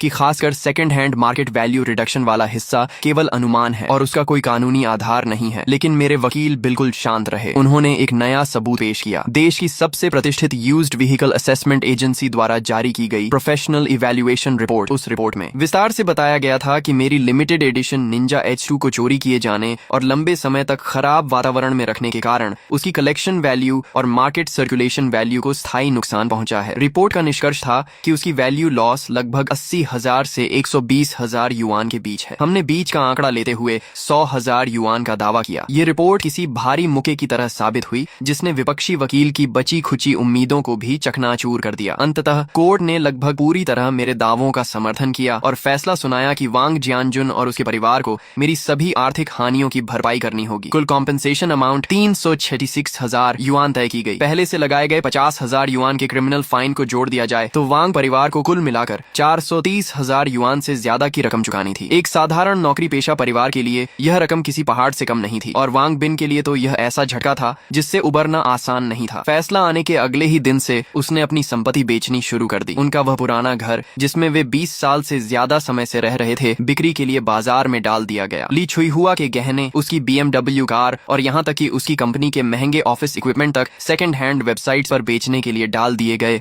फिर भी इतनी बड़ी रकम जुटाने में उसकी कमर टूट गई। दिंगशेंग ग्रुप पहले ही हमारी कंपनी का ऑर्डर खोने के बाद मुश्किल में था। अब मालिक खुद मुकदमों में घिरा हुआ था और कंपनी की पूंजी भी लगभग खत्म हो चुकी थी। जल्द ही कंपनी की हालत इतनी खराब हो गई कि उसका संचालन मुश्किल हो गया। जब दीवार गिरती है तो हर कोई धक्का देने आ जाता है। जिन कंपेटिटर्स को उसने पहले परेशान किया था और जिन सप्लायर्स के पैसे उसने रोक रखे थे, वे सभी एक एक करके उसके पीछे पड़ गए। 2 महीने भी नहीं बीते थे कि दिंगशेंग ग्रुप ने आधिकारिक रूप से बैंक्रप्सी लिक्विडेशन की घोषणा कर दी। जो वांग बिन कभी सबकी नजरों में सफल प्रेसिडेंट वांग था, वह अब लोगों की नजरों में एक बदनाम डिफॉल्टर बन चुका था। इस दौरान उसने एक बार अपने वकील के माध्यम से मुझसे संपर्क किया। उसने अनुरोध किया कि मैं उसे कुछ अतिरिक्त समय दे दूं ताकि वह कॉम्पेंसेशन अमाउंट किस्तों में चुका सके। मैंने उसकी बात मान ली, लेकिन एक शर्त रखी। मैंने कहा कि उसे एक पब्लिक अपॉलॉजी लेटर लिखना होगा जिसमें वह पूरी सच्चाई बताए। उसके पिता की लालच और अज्ञानता, उसकी अपनी घमंड भरी हरकतें, मुझे धमकाने की कोशिश और जुडिशियल फेयरनेस में हस्तक्षेप करने के प्रयास, सब कुछ बिना छिपाए विस्तार से लिखना होगा और फिर उस माफीनामे को कॉलोनी के नोटिस बोर्ड पर पूरे 1 महीने तक लगाकर रखना होगा। वांग बिन काफी देर तक चुप रहा, लेकिन आखिरकार उसने यह शर्त मान ली क्योंकि उसके पास कोई दूसरा विकल्प नहीं था। कुछ दिनों बाद नोटिस बोर्ड पर लगी लाल रंग की अरेस्ट नोटिस के बगल में एक नई सफेद शीट दिखाई दी। वह वांग बिन का अपॉलॉजी लेटर था। उस पत्र के शब्द पश्चाताप और विनम्रता से भरे हुए थे। उसकी पंक्तियों में उस पुराने घमंडी वांग बिन की कोई झलक नहीं बची थी। कॉलोनी के लोग रोज वहाँ से गुजरते समय रुक कर उसे पढ़ते और फिर एक लंबी सांस भरते। ये किसी भी भाषण या सीख से कहीं ज्यादा प्रभावशाली चेतावनी थी। उसने सभी को एक बात सिखा दी, कभी किसी की सीमा लांघने की कोशिश मत करो और कानून की गरिमा को चुनौती देने की भूल मत करो, क्योंकि तुम कभी नहीं जानते कि तुम्हारे सामने दिखने वाला यह बिल्कुल साधारण सा पड़ोसी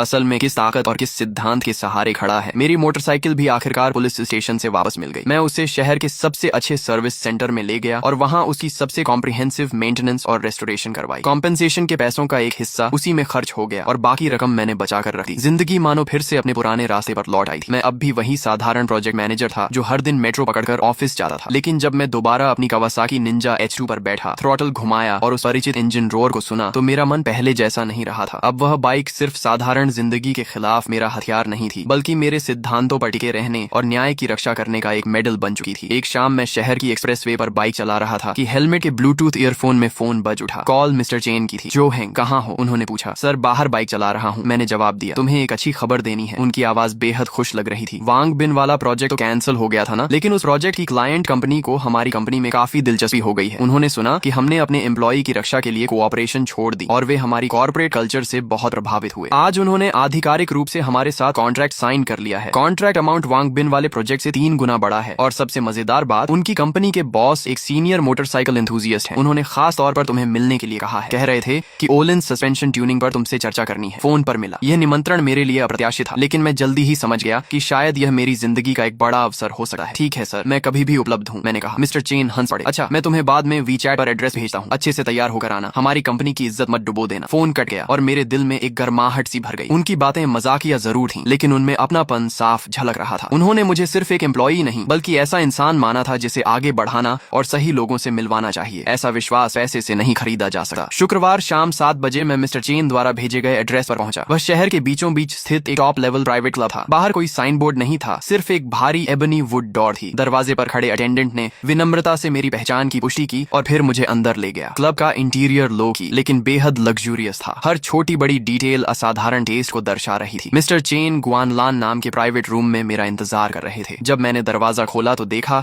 कि वह लगभग 50 वर्ष के एक सज्जन व्यक्ति के साथ बड़ी खुशी से बातचीत कर रहे थे। उस व्यक्ति ने एक सलीकेदार चाइनीज ट्रेडिशनल जैकेट पहन रखी थी। उसका व्यवहार शालीन था, आंखें गहरी थीं और उसकी हर हरकत में एक सफल नेता की स्थिरता दिखाई देती थी। स्पष्ट था कि वही क्लाइंट कंपनी के चेयरमैन थे, मिस्टर चेन। मैंने आगे बढ़कर अभिवादन किया। ओह, जो हैंग आ गए। मिस्टर चेन तुरंत उठे और मुस्कुराते हुए बोले, आइए आपकी मुलाकात करवाता हूँ। ये हैं होंगयुएन टेक्नोलॉजी के चेयरमैन मिस्टर ली वेहान। और ली सर, यही हैं हमारी कंपनी के प्रोजेक्ट मैनेजर जो हैंग, जिनके बारे में मैंने आपको बताया था। नमस्ते ली सर, मैंने बिना झिझक हाथ बढ़ाया। तो तुम जो हैंग हो? ली वेहान मुस्कुराए और मजबूती से हाथ मिलाया। उनकी हथेली चौड़ी और ताकतवर थी। उनकी नजरों में उत्सुकता और प्रशंसा दोनों थी। तुम्हारे बारे में मिस्टर चेन ने सब बताया है। तुमने हालात को बहुत समझदारी से संभाला, हिम्मत भी है और दिमाग भी। तुम बड़े काम करने की क्षमता रखते हो। यह तारीफ पूरी तरह दिल से निकली हुई लग रही थी। आप ज्यादा तारीफ कर रहे हैं, मैंने विनम्रता से कहा। मैंने सिर्फ वही किया जो मुझे सही लगा। बहुत बढ़िया। ली वेहान जोर से हंसे। आजकल सही काम करते रहना ही अपने आप में एक दुर्लभ गुण है। आओ बैठकर आराम से बात करते हैं। डिनर का माहौल मेरी उम्मीद से कहीं ज्यादा सहज था। हमने बिजनेस की ज्यादा बात नहीं की। ली वेहान और मिस्टर चेन दोनों ने बड़ी स्वाभाविकता से बातचीत को हमारे साझा शौक यानी मोटरसाइकिल्स की ओर मोड़ दिया। सुना है तुम्हारे पास निंजा H2 है? ली वेहान ने पूछा। जी हाँ, मैंने जवाब दिया। उनकी आंखें चमक उठी। वो तो कमाल की मशीन है, एक असली सुपरचार्ज बीस्ट। बताओ ओलिन सस्पेंशन को कैसे ट्यून किया है? उनका सवाल सीधे मुद्दे पर था। स्पष्ट था कि सामने कोई सच्चा एक्सपर्ट बैठा है। अभी भी एक्सपेरिमेंट कर रहा हूँ, मैंने कहा। फैक्ट्री सेटअप सिटी राइडिंग के लिए अच्छा है, लेकिन हाई स्पीड कॉर्नर्स में सपोर्ट थोड़ा कम महसूस होता है। मैं प्रीलोड बढ़ाने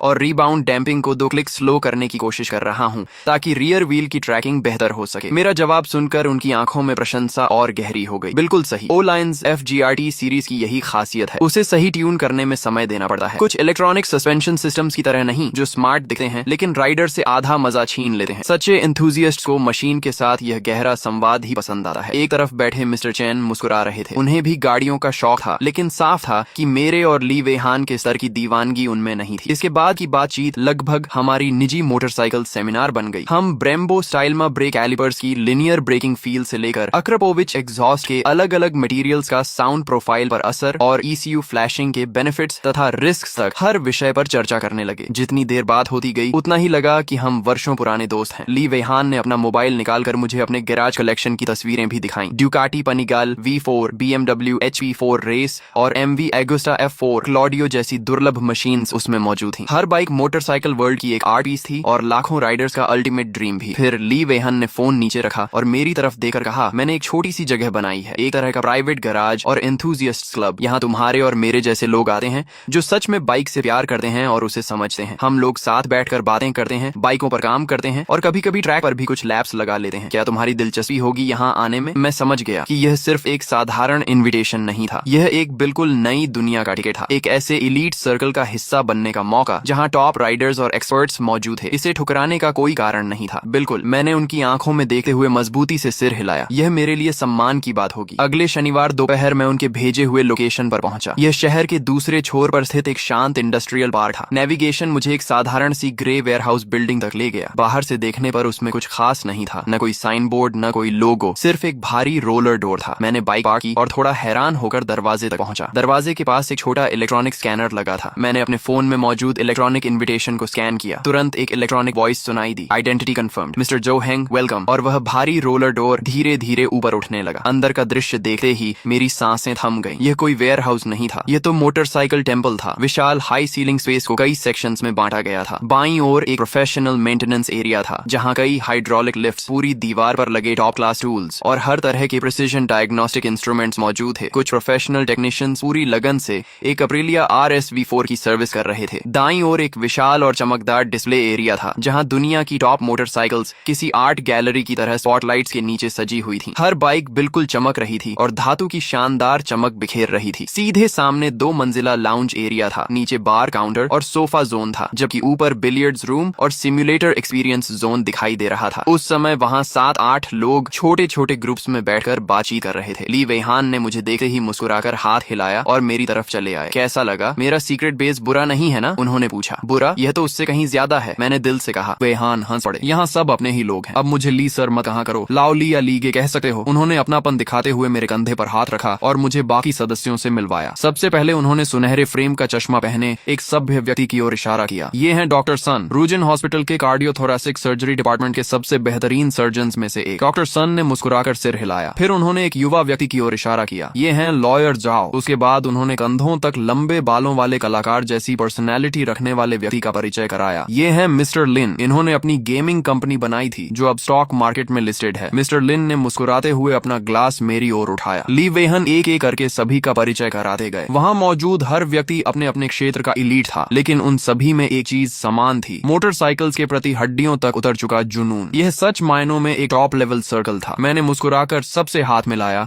लेकिन मन ही मन सोचा कि अगर वांग जानजून ने वह बेवकूफी न की होती तो शायद मुझे जिंदगी में कभी ऐसे लोगों से मिलने का मौका ही नहीं मिलता। कभी कभी किस्मत इंसान को सबसे अजीब रास्तों से आगे बढ़ाती है। तभी अचानक एक आवाज आई, तो तुम वही H2 एक्सप्लोरर एडिशन वाले हो? बोलने वाला लगभग 27-28 साल का युवक था जो हम सबसे थोड़ा दूर बैठा था। उसने मुझे ऊपर से नीचे तक देखा और बोला, मैंने तुम्हारे बारे में सुना है। वही आदमी ना जिसके पड़ोसी ने उसकी बाइक बेच दी थी और तुमने पलटकर उसे सीधे 11 साल की जेल भिजवा दिया। उसकी बात खत्म होते ही माहौल थोड़ा असहज हो गया। ली वेहान ने हल्का सा भौहें सिकुड़ते हुए कहा, शौमा, बात करने का यह तरीका नहीं है। लेकिन वह युवक नहीं रुका। उसका नाम मा जून था। उसका परिवार रियल एस्टेट बिजनेस करता था और वह एक अमीर दूसरी पीढ़ी का लड़का था। उसकी अपनी मॉडिफाइड BMW S1000R थी। उसने कंधे उचकाते हुए कहा, लीगे, मेरा कोई बुरा मतलब नहीं है, बस जिज्ञासा है। सुना है तुम तो एक साधारण ऑफिस एम्प्लॉई हो, 2 साल की कमाई जोड़कर यह बाइक खरीदी। आखिर क्यों? बाइक राइडिंग बहुत महंगा शौक है, सिर्फ फैशन से काम नहीं चलता, पॉकेट भी भारी होनी चाहिए। उसकी बातों में साफ घमंड झलक रहा था और मतलब यही था कि मेरी आर्थिक हैसियत इस सर्कल के लायक नहीं है। बाकी लोग चुप रहे, लेकिन उनकी आंखों में भी उत्सुकता थी। मैं शांत रहा और बोला, तुम सही कह रहे हो, मैं एक साधारण नौकरी करने वाला इंसान हूँ। इस बाइक को खरीदने में मेरी लगभग सारी सेविंग्स खत्म हो गई थी, लेकिन मैंने जो भी पैसा खर्च किया वह अपनी मेहनत से कमाया है। मैं इस बाइक से उतना ही प्यार करता हूँ जितना डॉक्टर सन अपने सर्जिकल स्कैल्पल से या लॉयर जाओ कानून की किताबों से करते हैं। पैशन का अमीर या गरीब होने से कोई संबंध नहीं होता। मेरी बात सुनकर डॉक्टर सन और लॉयर जाओ दोनों ने सिर हिलाया। मजून का चेहरा उतर गया। उसने ठंडी हंसी के साथ कहा, बातें तो बहुत अच्छी कर लेते हो, लेकिन सिर्फ बातें करने से कोई एक्सपर्ट नहीं बन जाता। मेरी BMW S1000R कुछ दिनों से कॉर्नर लेते समय फ्रंट एंड पर फ्लोटिंग फील दे रही है। तुम खुद को टेक्निकल एक्सपर्ट कहते हो ना? चलो देखकर बताओ आखिर दिक्कत क्या है। अगर सही वजह बता दी तो मैं मान जाऊंगा। ये खुली चुनौती थी। ली वेहन बीच में आने वाले थे, लेकिन मैंने मुस्कुराकर उन्हें रोक दिया। ठीक है, चलो बाइक दिखाओ। मेरे इतनी आसानी से मान जाने पर माँ जून खुद चौंक गया और मुझे मेंटेनेंस एरिया में ले गया। बाकी सभी लोग भी हमारे पीछे आ गए। उसकी BMW S1000R हाइड्रोलिक लिफ्ट पर खड़ी थी। Carbon fibre body panels, racing footpegs और महंगे AK फोर्ज्ड व्हील्स लगे हुए थे। मैंने बाइक को हाथ तक नहीं लगाया, बस उसके चारों ओर घूमकर ध्यान से देखा और और पूछा, तुम्हें हार्ड सस्पेंशन सपोर्ट पसंद है? उसने कहा, हाँ, माउंटेन रन्स में ज्यादा कॉन्फिडेंस मिलता है। मैंने फिर पूछा, जब तुमने फोर्ज्ड व्हील्स लगाए थे तब क्या हाई प्रिसीजन डायनामिक बैलेंसिंग कराया था? वो थोड़ा झिझका। वर्कशॉप वालों ने किया था, शायद ठीक ही होगा। मैं मुस्कुराया और बोला, असल समस्या यही है, एक फोर्ज्ड व्हील्स फैक्ट्री व्हील्स से लगभग आधे वजन के हैं। जब अनस्प्रंग मास इतनी कम हो जाती है तो सस्पेंशन सेटअप दोबारा ट्यून करना पड़ता है, लेकिन तुमने पुराने हाई प्रीलोड सेटिंग्स ही रहने दिए। इसी वजह से फ्रंट व्हील की रोड कांटेक्ट कम हो गई और कॉर्नर लेते समय हल्की सी उछाल बढ़कर तुम्हें फ्रंट एंड फ्लोटिंग जैसी फील देने लगी। और इस लेवल के मॉडिफिकेशन के लिए साधारण डायनामिक बैलेंसिंग काफी नहीं होती, लेजर डायनामिक बैलेंसिंग करनी पड़ती है, जहां एरर 1 ग्राम से भी कम हो। अगर मेरा अंदाजा सही है तो तुम्हारे फ्रंट व्हील पर लगे बैलेंसिंग वेट्स कम से कम 20 ग्राम होंगे। मेरी बात खत्म होते ही पूरा गैराज शांत हो गया। सभी लोग मुझे हैरानी से देखने लगे, यहाँ तक कि ली वेहन भी। माजून जल्दी से फ्रंट व्हील के पास गया और टायर पर लगे बैलेंसिंग वेट्स गिनने लगा। जब कुल वजन लगभग 20 ग्राम निकला तो उसका चेहरा एकदम उतर गया। वह कुछ कहना चाहता था लेकिन उसके मुंह से एक शब्द भी नहीं निकला, क्योंकि अब सच उसके सामने था। मैंने अंदाजा नहीं लगाया था, मैंने सीधे समस्या की जड़ पकड़ ली थी। वहां मौजूद हर अनुभवी राइडर अच्छी तरह जानता था कि अनस्प्रंग मास, प्रीलोड और डायनामिक बैलेंसिंग जैसे कॉन्सेप्ट्स किसी भी मोटरसाइकिल की हैंडलिंग और कॉर्नरिंग परफॉर्मेंस पर कितना बड़ा असर डालते हैं। सिर्फ फर्क इतना था कि बहुत कम लोग मेरी तरह सिर्फ देखकर ही किसी प्रॉब्लम की जड़ तक पहुंच सकते थे। कुछ पल तक पूरा गराज खामोश रहा। आखिरकार माजून ने दांत भींचते हुए 2 शब्द कहे। मैं मान गया, वह मेरे सामने आया। उसके चेहरे पर अभी भी हल्की सी शर्मिंदगी थी, लेकिन उसकी आंखों से घमंड और शक पूरी तरह गायब हो चुका था। उसकी जगह अब एक सच्चे टेक्नीशियन वाला सम्मान दिखाई दे रहा था। उसने हाथ बढ़ाते हुए कहा, भाई, मैं तुम्हें पहचान नहीं पाया। आज मैं हार मानता हूँ। आज रात डिनर मेरी तरफ से रहेगा, इसे मेरी माफी समझना। उसका रवैया मेरी उम्मीद से कहीं ज्यादा सीधा और ईमानदार था। मैं मुस्कुराया और उसके कंधे पर हल्के से हाथ रखा। कोई बात नहीं, हम सब यहाँ बाइक लवर्स हैं। ये सिर्फ एक टेक्निकल डिस्कशन था। मैंने बात को वहीं खत्म कर दिया, क्योंकि मैं जानता था कि माजून जैसे लोगों के लिए उनके सबसे बड़े गर्व को सामने से गलत साबित कर देना किसी भी अपमान या ताने से कहीं ज्यादा असरदार होता है। इस छोटी सी घटना ने पूरे माहौल को बदल दिया। उस दिन के बाद इस सर्कल में किसी ने भी मेरी नौकरी या मेरी साधारण बैकग्राउंड की वजह से मुझे कभी कम नहीं आंका। मैंने अपने नॉलेज और स्किल्स से सबका सम्मान जीत लिया था। तभी ली वेहान मेरे पास आए। उनकी आंखों में गर्व साफ दिखाई दे रहा था। जो हेंग, तुमने तो हमें भी चौंका दिया। मुझे अंदाजा ही नहीं था कि मोटरसाइकिल्स की तुम्हारी अंडरस्टैंडिंग इस लेवल तक पहुंच चुकी है। मैंने मुस्कुराकर कहा, बस मुझे मशीन्स को समझना पसंद है। उन्होंने सिर हिलाया। नहीं, ये सिर्फ शौक या रिसर्च नहीं है, ये टैलेंट है। फिर उन्होंने मेरी आंखों में देखते हुए गंभीर आवाज में कहा, क्या तुमने कभी सोचा है कि अपने इस पैशन को अपना करियर बना सकते हो? मैं एक पल के लिए चौंक गया। लीगे, आपका मतलब? उन्होंने बिना रुके कहा, मेरी रेसिंग टीम में एक टेक्निकल डायरेक्टर की जगह खाली है। मैं उन्हें हैरानी से देखने लगा। उन्होंने आगे कहा, मेरे पास एक सेमी प्रोफेशनल रेसिंग टीम है, होंगयुआन पावर रेसिंग टीम। हम डोमेस्टिक ट्रैक रेस और नेशनल चैंपियनशिप्स में हिस्सा लेते हैं। पहले हमारी टीम का टेक्निकल हेड एक इटालियन इंजीनियर था, लेकिन कुछ समय पहले वह फैमिली रीजंस की वजह से अपने देश लौट गया। तब से मैं किसी ऐसे इंसान की तलाश में हूँ जो सिर्फ टेक्नोलॉजी ही नहीं समझता हो, बल्कि मोटरसाइकिल से सच्चा प्यार भी करता हो। आज तुम्हें देखकर मुझे पूरा यकीन हो गया कि उस पोजीशन के लिए तुम सबसे सही इंसान हो। उनकी यह बात मेरे दिमाग में किसी बम की तरह फटी। रेसिंग टीम का टेक्निकल डायरेक्टर, यह हर मोटरसाइकिल लवर का ड्रीम जॉब था। अपने पैशन और करियर को एक साथ जीने का मौका। मैं कुछ पल चुप रहा, लेकिन मैं तो सिर्फ एक प्रोजेक्ट मैनेजर हूँ। मेरे पास रेसिंग टीम का कोई एक्सपीरियंस नहीं है। ली वेहान मुस्कुराए। एक्सपीरियंस समय के साथ आ जाएगा, लेकिन मशीन्स को समझने की तुम्हारी टैलेंट कोई सिखा नहीं सकता। मैं तुम्हें तुम्हारी मौजूदा सैलरी से 3 गुना ज्यादा पैकेज दूंगा। इसके अलावा टीम की परफॉर्मेंस पर प्रॉफिट शेयरिंग भी मिलेगी। तुम्हारा काम सिर्फ बाइक्स की मॉडिफिकेशन, सस्पेंशन ट्यूनिंग, सेटअप और ट्रैक डेटा एनालिसिस संभालना होगा। फिर उन्होंने मेरी आंखों में देखते हुए पूछा, तो क्या तुम अपनी जिंदगी की सबसे बड़ी चैलेंज एक्सेप्ट करने की हिम्मत रखते हो? उनकी आंखों में पूरा विश्वास था। मैं समझ गया कि वह बिल्कुल भी मजाक नहीं कर रहे थे। मेरा दिल तेजी से धड़कने लगा। एक तरफ मेरी स्टेबल, सेफ और कंफर्टेबल व्हाइट कॉलर जॉब थी, और दूसरी तरफ मेरा सबसे बड़ा पैशन, मेरा सपना और एक बिल्कुल नई दुनिया मेरा इंतजार कर रही थी। मैंने ज्यादा देर तक सोचा ही नहीं। इंसान को जिंदगी में कितनी बार ऐसा मौका मिलता है कि वह वही काम करे जिससे वह सबसे ज्यादा प्यार करता हो। मैं पहले ही जिंदगी में बहुत से मौके खो चुका था। इस बार मैं अपने सपने को हाथ से नहीं जाने देना चाहता था। मैंने ली वेहान की आंखों में देखते हुए पूरे आत्मविश्वास के साथ सिर हिलाया और कहा, मैं तैयार हूँ, ये चैलेंज मैं एक्सेप्ट करता हूँ। क्लब से बाहर निकलते निकलते शाम हो चुकी थी। डूबते सूरज की रोशनी ने मेरी परछाई को बहुत लंबा कर दिया था। मुझे ऐसा लग रहा था जैसे पूरा शरीर हवा में तैर रहा हो, मानो बादलों पर चल रहा हूँ। जिंदगी अब उस तरीके से खुलकर सामने आ रही थी जिसकी मैंने कभी कल्पना भी नहीं की थी। मैं अपनी कार चलाकर अपने रेजिडेंशियल सोसाइटी पहुंचा। जैसे ही कार पार की, मैंने एक जाना पहचाना लेकिन अजनबी सा चेहरा अपनी बिल्डिंग के एंट्रेंस पर मेरा इंतजार करते देखा। वह वांग बिन था। वह पहले से बहुत ज्यादा थका और टूटा हुआ लग रहा था। उसने सिलवटों से भरी हुई शर्ट पहन रखी थी, बाल पूरी तरह बिखरे हुए थे और उसकी आंखें खून सी लाल थीं। उसके अंदर पहले पहले वाली जरा भी अकड़ या घमंड नहीं बचा था। मुझे देखते ही वह ऐसे भाकर आया जैसे उसे आखिरी उम्मीद मिल गई हो। भाई जो, मिस्टर जो, वह लगभग रोते हुए बोला, कृपया हम पर रहम कर दीजिए, हमारे परिवार को छोड़ दीजिए। वह कॉम्पेंसेशन की रकम हम सच में नहीं चुका सकते। हमारा घर बिक गया, कार भी बेच दी, कंपनी भी बैंकरप्सी में चली गई। अब बैंक का इतना कर्ज है कि चुकाना नामुमकिन हो गया है। मेरी माँ बीमार होकर बिस्तर पर पड़ गई है और मेरे पिता अंदर जिंदा हैं या नहीं कुछ पता नहीं। वह रो रो कर अपनी हालत सुनाता रहा। बस मेरे पैरों पर गिरना ही बाकी रह गया था। मैं चुपचाप उसे देखता रहा। मेरे दिल में जरा भी सिंपैथी नहीं थी, बिल्कुल भी नहीं। मुझे सिर्फ उस पर तरस नहीं बल्कि अफसोस हो रहा था। मैंने उसकी आंखों में देखते हुए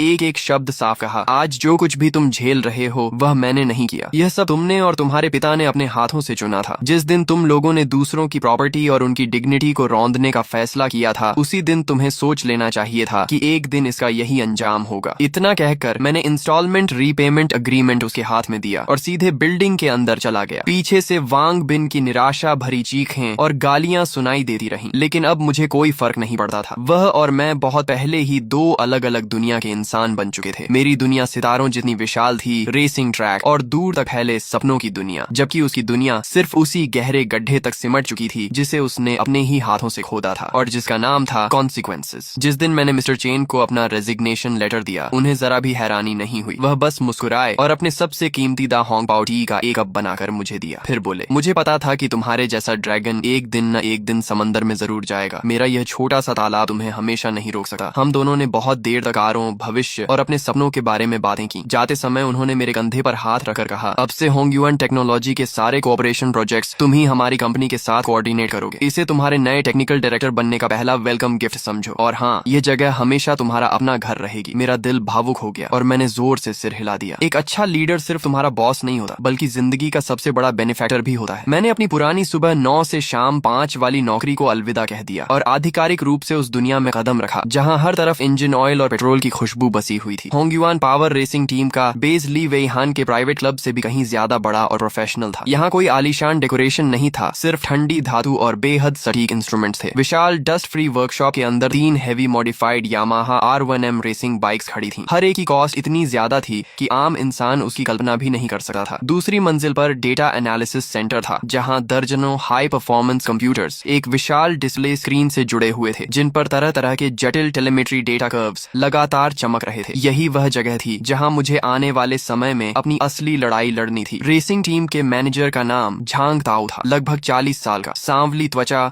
और मजबूत शरीर वाला आदमी। वह कम बोलता था, लेकिन उसकी नजरें बाज की तरह तेज थीं। उसने मेरा हाथ मिलाते हुए सिर्फ इतना कहा, स्वागत है डायरेक्टर झो। हमारी टीम के लोगों का स्वभाव थोड़ा अजीब है, उम्मीद है आप बुरा नहीं मानेंगे। मैं महसूस कर सकता था कि उसके व्यवहार में सावधानी और परखने वाली भावना छिपी हुई थी। टीम के कोर मेंबर्स ज्यादा नहीं थे। मैनेजर झांग ताओ के अलावा चीफ टेक्नीशियन मास्टर लियू थे, जिन्हें सब लोग ओल्ड लियू कहते थे। 50 साल से ऊपर उम्र के इस अनुभवी टेक्नीशियन के दोनों हाथ पुराने घावों और मेहनत के निशानों से भरे हुए थे। कहा जाता था कि उन्होंने चीन में 30 साल तक रेसिंग व्हीकल्स पर काम किया था और उनका एक्सपीरियंस बेहद गहरा था। मुझे देखते ही उन्होंने बस नाक से हल्की सी हूं की आवाज निकाली, सिर तक नहीं उठाया। उसकी नजर में मेरे जैसा, जो सिर्फ बातों और पीपीटी के दम पर टेक्निकल डायरेक्टर बना हो, शायद किसी बेकार इंसान से ज्यादा नहीं था। बाकी 3 युवा टेक्नीशियन और 2 डेटा एनालिस्ट थे। वे मुझे जिज्ञासा से देख रहे थे, लेकिन बस उतना ही। आखिर में झांग ताओ मुझे टीम के ट्रम्प कार्ड और चीफ राइडर गांव फई से मिलाने ले गया। लगभग 23-24 साल का एक नौजवान, बेहद हैंडसम, लेकिन चेहरे पर जबरदस्त घमंड और बागीपन साफ दिखाई देता था। वह अभी अभी सिमुलेटर से उतरा था और अब भी रेसिंग सूट पहने हुए था। उसने मुझे ऊपर से नीचे तक देखा और होंठों पर हल्की सी मुस्कान लाते हुए बोला, तो आप ही हैं जिन्हें मिस्टर ली नए डायरेक्टर बनाकर लाए हैं। सुना है पहले इंटरनेट कंपनी में प्रोजेक्ट मैनेजर थे। उम्मीद है आपकी टेक्नोलॉजी कम से कम आपकी निंजा H2 जितनी तो दमदार होगी। उसकी बातों में साफ चुनौती छिपी हुई थी, लेकिन मुझे जरा भी गुस्सा नहीं आया। मैं जानता था कि जो लोग रेसिंग ट्रैक पर अपनी जान और स्पीड के भरोसे जीते हैं, उनके लिए कोई भी रिज्यूम या टाइटल मायने नहीं रखता। अगर उनका सम्मान जीतना है तो सिर्फ एक ही तरीका है, अपनी असली काबिलियत दिखाना। मैंने गांव फई की चुनौती को नजरअंदाज किया और सीधे उसकी बाइक यानी कार नंबर 1 के पास जाकर बोला, मैनेजर झांग, क्या पिछली रेस में नंबर 1 बाइक का पूरा टेलीमेट्री डेटा निकाल सकते हैं और इस्तेमाल किए हुए टायर्स की फोटोज भी चाहिए। झांग ताओ एक पल के लिए चौंका, फिर सिर हिलाकर बोला, जरूर। अगले पूरे 5 घंटे मैं डेटा एनालिसिस सेंटर में बैठा रहा। मैंने जुहाई सर्किट पर गांव फई की हर लेप को सैकड़ों छोटे छोटे हिस्सों में बांटकर एनालाइज किया। Throttle opening, brake pressure, engine RPM, suspension compression, rebound, मैंने एक भी डिटेल नहीं छोड़ी। शाम 5 मैं अपनी प्रिंटेड रिपोर्ट लेकर कॉन्फ्रेंस रूम पहुंचा और सबको बुलाया। गांव फई अब भी चेहरे पर तिरस्कार ली बैठा था और ओल्ड लियू के चेहरे पर साफ झुंझलाहट थी। मैंने स्क्रीन पर पिछले रेस के बाद के रियर टायर की एक फोटो दिखाई और कहा, ये पिछली रेस के बाद दाएं रियर टायर की फोटो है। आप देख सकते हैं कि टायर के किनारे पर साफ टीयर मार्क्स हैं, जिन्हें आम भाषा में कोल्ड टीयर कहा जाता है। ओल्ड लियू ने भौहें सिकोड़ते हुए कहा, यह बिल्कुल नॉर्मल है। जुहाई सर्किट में राइट टर्न्स ज्यादा हैं, इसलिए दाईं तरफ वेयर ज्यादा होता है। ऊपर से उस दिन टेम्परेचर भी कम था, इसलिए टायर सही वर्किंग टेम्परेचर तक नहीं पहुंच पाया। उसकी एक्सप्लेनेशन बिल्कुल टेक्स्ट बुक जैसी थी, उसमें कोई गलती नहीं थी। मैंने सिर हिलाकर कहा, बिल्कुल सही, लेकिन सवाल ये है कि कोल्ड टीयर सिर्फ टायर के किनारे पर ही क्यों दिखाई दिया? अगर वजह सिर्फ टेम्परेचर होती तो पूरे टायर सरफेस पर ऐसे ही निशान दिखाई देते। मैंने अगली स्लाइड बदली। यह T7 से T8 हेयरपिन कॉर्नर के एग्जिट की डायनामिक सस्पेंशन ग्राफ थी। रेड लाइन कंप्रेशन है और ग्रीन लाइन रिबाउंड। आप सब देख सकते हैं कि कॉर्नर एग्जिट पर फुल थ्रॉटल देते समय रियर सस्पेंशन बहुत तेजी से कंप्रेस हुआ, लेकिन उसके बाद उसका रिबाउंड बहुत ज्यादा तेज था। इससे बाइक का रियर अचानक बाउंस करने लगा, टायर का रोड पर प्रेशर अस्थिर हो गया और उन कुछ फ्रैक्शन ऑफ सेकंड्स में टायर एक साथ स्लाइड भी कर रहा था और रोड को टीयर भी कर रहा था। इसलिए टायर के किनारे पर ऐसा खास निशान बना। मेरी बात खत्म होते ही पूरा कॉन्फ्रेंस रूम बिल्कुल शांत हो गया। ओल्ड लियू के चेहरे की झुंझलाहट शॉक में बदल चुकी थी। गांव फई की आंखों में जो तिरस्कार था वह भी जम गया, क्योंकि जो कुछ मैंने कहा था वही एहसास उसे रेस के दौरान हुआ था। उसे हमेशा लगता था कि उस कॉर्नर से निकलते समय बाइक का रियर उसका कहना नहीं मान रहा था, लेकिन वजह समझ नहीं पा रहा था। उसे लगता था कि शायद उसने थ्रॉटल ज्यादा खोल दिया था, जबकि असली समस्या सस्पेंशन के रिबाउंड डैम्पिंग में थी। मैंने कहा, मेरा सुझाव है कि रियर सस्पेंशन का रिबाउंड डैम्पिंग 2 क्लिक धीमा कर दिया जाए। इससे बाइक की एजिलिटी थोड़ी कम होगी, लेकिन कॉर्नर एग्जिट स्टेबिलिटी काफी बढ़ जाएगी। मेरा अनुमान है कि लैप टाइम कम से कम 0.3 सेकंड तेज हो जाएगा। मैं सबके हैरान चेहरों को देखते हुए शांत स्वर में बोला, यही मेरा निष्कर्ष है। मैं जानता था कि इसी पल से रेसिंग टीम में मेरी असली पहचान बन चुकी थी। 3 दिन बाद जुहाई इंटरनेशनल सर्किट में होंगयुआन पावर रेसिंग टीम ने पूरे दिन की प्राइवेट टेस्टिंग के लिए ट्रैक बुक किया। ये मेरे डायरेक्टर बनने के बाद पहली असली परीक्षा थी और मेरी थियोरी को साबित करने का एकमात्र मौका भी। पिट एरिया में माहौल थोड़ा तनावपूर्ण था। ओल्ड लियू 2 टेक्नीशियन के साथ मेरी रिपोर्ट के हिसाब से नंबर 1 बाइक की फाइनल सेटअप कर रहा था। अब उसके चेहरे पर पहले वाला घमंड नहीं था, बल्कि सीखने की इच्छा साफ दिखाई दे रही थी। गांव फई रेस्ट चेयर पर बैठा स्पोर्ट्स ड्रिंक पी रहा था और बीच बीच में मेरी तरफ देख लेता था। उसकी नजरों में उम्मीद भी थी, शक भी और हल्का सा एक्साइटमेंट भी। आखिर एक राइडर के लिए इससे बड़ी खुशी क्या हो सकती है कि वह पहले से तेज हो जाए। तभी झांग दाओ मेरे पास आया और पानी की बोतल देते हुए बोला, डायरेक्टर जो, कितनी कॉन्फिडेंस है। मैंने बोतल खोलकर एक घूंट पिया और मुस्कुराते हुए कहा, डेटा कभी झूठ नहीं बोलता, मुझे 100% भरोसा है। मेरी बात सुनकर उसकी आंखें चमक उठी। उसने कुछ नहीं कहा, बस जोर से सिर हिलाया। सुबह 10 बजे ट्रैक का टेम्परेचर बिल्कुल आइडियल हो चुका था। गांव भाई पूरी तरह तैयार होकर नंबर 1 बाइक पर बैठ गया। इंजन की गड़गड़ाहट पूरे पिट एरिया में गूंज उठी। मैंने रेडियो पर कहा, पहले 3 लैप आराम से दौड़ो, टायर वार्म करो और बाइक का फील लो। उसने तुरंत जवाब दिया, रिसीव्ड। उसकी आवाज शांत और प्रोफेशनल थी। यामाहा R1M नीले तीर की तरह पिट लेन से निकलकर ट्रैक पर दौड़ पड़ी। डेटा सेंटर की स्क्रीन पर लाइव टेलीमेट्री डेटा स्क्रॉल होने लगा। मेरी नजरें लगातार रियर सस्पेंशन की ग्राफ अटकी थी। पहला लैप 1 मिनट 87.2 सेकंड, दूसरा 1 मिनट 27.5 सेकंड, तीसरा 1 मिनट 26.1 सेकंड। वह बहुत जल्दी रिदम में आ गया। मैंने रेडियो पर पूछा, कैसा लग रहा है? उसने जवाब दिया, काफी अच्छा, बाइक पहले से ज्यादा स्टेबल महसूस हो रही है, खासकर हाई स्पीड कॉर्नर्स में, लेकिन स्लो कॉर्नर्स में फ्रंट थोड़ा हैवी लग रहा है। पहले जैसी शार्प फीलिंग नहीं है। उसका फीडबैक बिल्कुल मेरी प्रेडिक्शन जैसा था। रिबाउंड डैम्पिंग कम करने से एजिलिटी कम होना तय था। मैंने कहा, घबराओ मत, चलते रहो, ब्रेकिंग और भी अग्रेसिव करो और कॉर्नर में थोड़ा देर से एंट्री लो, इससे एजिलिटी की कमी पूरी हो जाएगी। मुझ पर और बाइक पर भरोसा रखो। अगले लैप में गांव फई ने पूरी ताकत लगा दी। स्क्रीन पर प्रेडिक्टेड लैप टाइम पहली बार ग्रीन हो गया। ग्रीन का मतलब था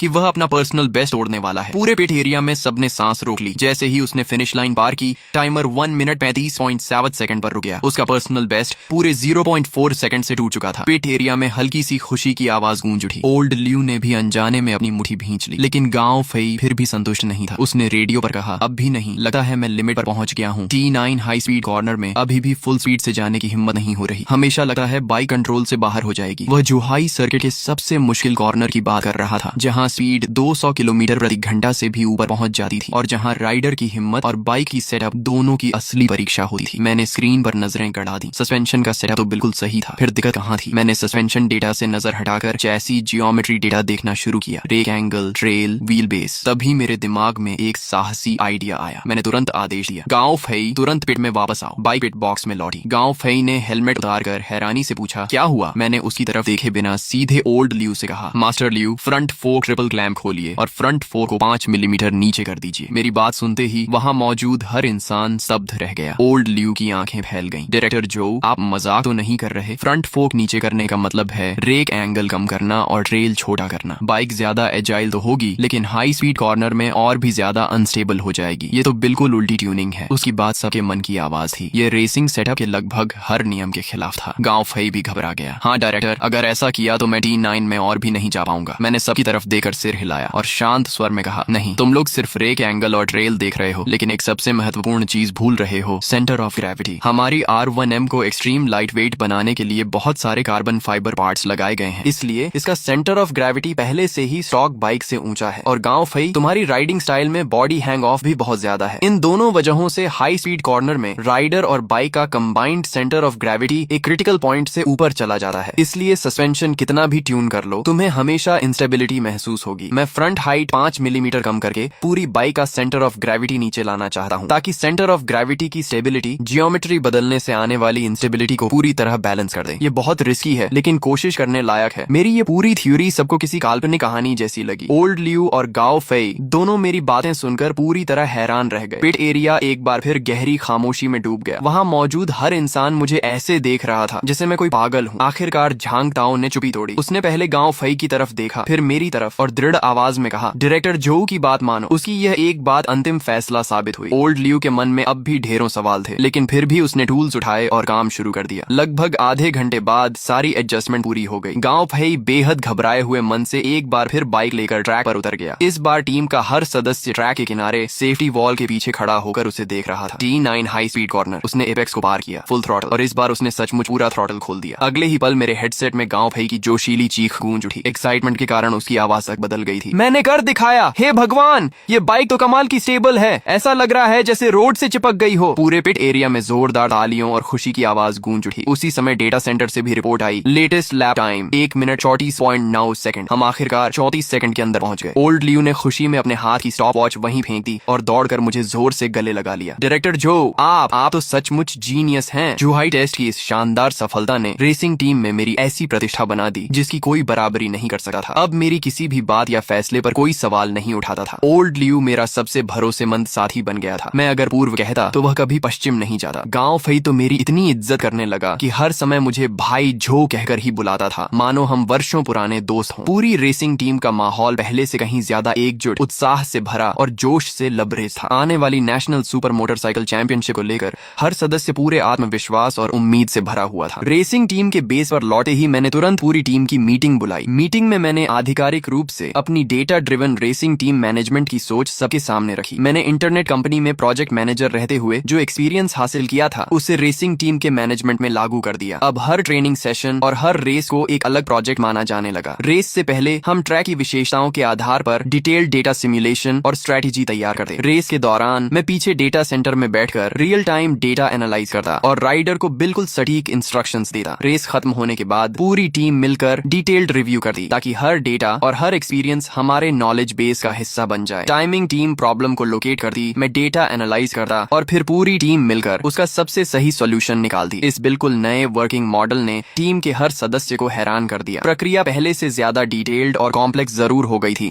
लेकिन एफिशिएंसी और एक्यूरेसी कई गुना बढ़ चुकी थी। पूरी होंगयुआन पावर रेसिंग टीम अब एक नई तरह से प्रोग्राम की गई प्रिसीजन मशीन की तरह तेजी और अनुशासन के साथ चलने लगी। कुछ दिनों बाद ली वेइहान बेस का निरीक्षण करने आए। उन्होंने टीम का पूरी तरह बदला हुआ माहौल और हर सदस्य की आंखों में चमकती उम्मीद देखी तो मेरी जमकर तारीफ की। जो हैंग, मैंने सचमुच सही इंसान चुना था। तुम टीम के लिए सिर्फ टेक्नोलॉजी नहीं लाए, बल्कि एक नई सोल लेकर आए हो। इस साल का चैंपियनशिप टाइटल मैं हर हाल में जीकर रहूंगा। उनकी महत्वाकांक्षा ने मेरे भीतर भी नई आग जला दी। चैंपियन बनना हर रेसिंग ड्राइवर और रेसिंग टीम का सबसे बड़ा सपना और सबसे बड़ा सम्मान होता है। लेकिन ठीक उसी समय जब हम पूरी ताकत से चैंपियनशिप की तैयारी कर रहे थे, रेसिंग सर्कल से एक अच्छी खबर नहीं बल्कि चिंता बढ़ाने वाली खबर आई। हमारे पुराने राइवल तियानलू रेसिंग टीम ने भी जुहाई सर्किट में एक सीक्रेट टेस्ट किया था और उनके एस राइडर लिन फेंग ने हैरान कर देने वाला लैप टाइम निकाला था, 1 मिनट 34.5 सेकंड। ये टाइम हमारी टेस्टिंग के दौरान गांव फई के बेस्ट लैप से पूरे 0.4 सेकंड तेज था। रेसिंग की दुनिया में 0.4 सेकंड का अंतर किसी विशाल खाई से कम नहीं होता। ये खबर मिलते ही टीम के अंदर जो कॉन्फिडेंस पैदा हुआ था, उस पर जैसे किसी ने ठंडा पानी डाल दिया। गांव फई का चेहरा तो और भी ज्यादा गंभीर हो गया। लिन फेंग उसका बचपन से राइवल था। कार्टिंग के दिनों से दोनों लगातार एक दूसरे से भिड़ते आए थे। दोनों की एबिलिटी लगभग बराबर थी और कोई भी किसी से हार मानने को तैयार नहीं रहता था। लेकिन अब सामने वाला उससे 0.4 सेकंड आगे निकल चुका था। यह उसके लिए बहुत बड़ा मानसिक झटका था। गांव फई न्यूज देखते हुए बुदबुदाया, ये नामुमकिन है, वह इतना तेज कैसे हो सकता है? उनकी बाइक भी हमारी जैसी जैसी R1M है, मॉडिफिकेशन भी लगभग वही है। चाहे उनका टेक्नीशियन कितना भी अच्छा हो, सिर्फ सेटअप बदलकर 0.4 सेकंड का फायदा नहीं मिल सकता। ओल्ड लियू ने भी भौहें सिकोड़ ली। तियानलू टीम का टेक्निकल डायरेक्टर एक जापानीज इंजीनियर है, नाम दुबियान शियोंगी। रेसिंग सर्कल में उसकी काफी रेप्यूटेशन है, एक्सपीरियंस भी बहुत है, लेकिन उसका सेटअप हमेशा कंजर्वेटिव रहता है। ऐसा लैप टाइम उसकी स्टाइल जैसा बिल्कुल नहीं लगा। मैंने तुरंत कंप्यूटर खोला और तियानलू टीम के पिछले सीजन की सभी रेस वीडियोस और पब्लिक डेटा निकाल ली। मैं frame by frame Lin Feng की राइडिंग देखने लगा, उसकी racing line, braking point, corner entry और राइडिंग स्टाइल को बार बार एनालाइज करता रहा। पूरा दोपहर डेटा सेंटर में बंद रहने के बाद आखिर शाम तक मुझे असली वजह मिल गई। मैंने तुरंत पूरी टीम को फिर से मीटिंग रूम में बुलाया। स्क्रीन पर मैंने 2 वीडियोस साथ साथ चला दी। बाईं तरफ T9 कॉर्नर में फुल थ्रॉटल के साथ गांव फई का वीडियो था और दाईं तरफ उसी कॉर्नर में लिन फेंग का वीडियो। मैंने सबकी तरफ देकर पूछा, बताइए क्या फर्क दिखाई दे रहा है? सबकी नजरें स्क्रीन पर टिक गईं। सबसे पहले गांव फई बोला, रेसिंग लाइन अलग लग रही है। लिन फेंग मुझसे बाद में टर्न करता है और कॉर्नर में बाहर की तरफ से एंट्री लेता है। मैंने सिर हिलाया, सही कहा, लेकिन ये सबसे महत्वपूर्ण बात नहीं है। असली फर्क कॉर्नर एग्जिट में है। मैंने दोनों वीडियोस ठीक उसी पल पर पॉज कर दिए जब दोनों बाइक्स कॉर्नर से बाहर निकल रही थी। फिर मैंने कहा, इन दोनों बाइक्स की बॉडी पोजीशन देखो। गांव फई की बाइक एग्जिट के समय लगभग सीधी हो चुकी है, लेकिन लिन फेंग की बाइक अभी भी बहुत बड़े लीन एंगल पर है। वह लगभग मोटो जीपी राइडर जैसी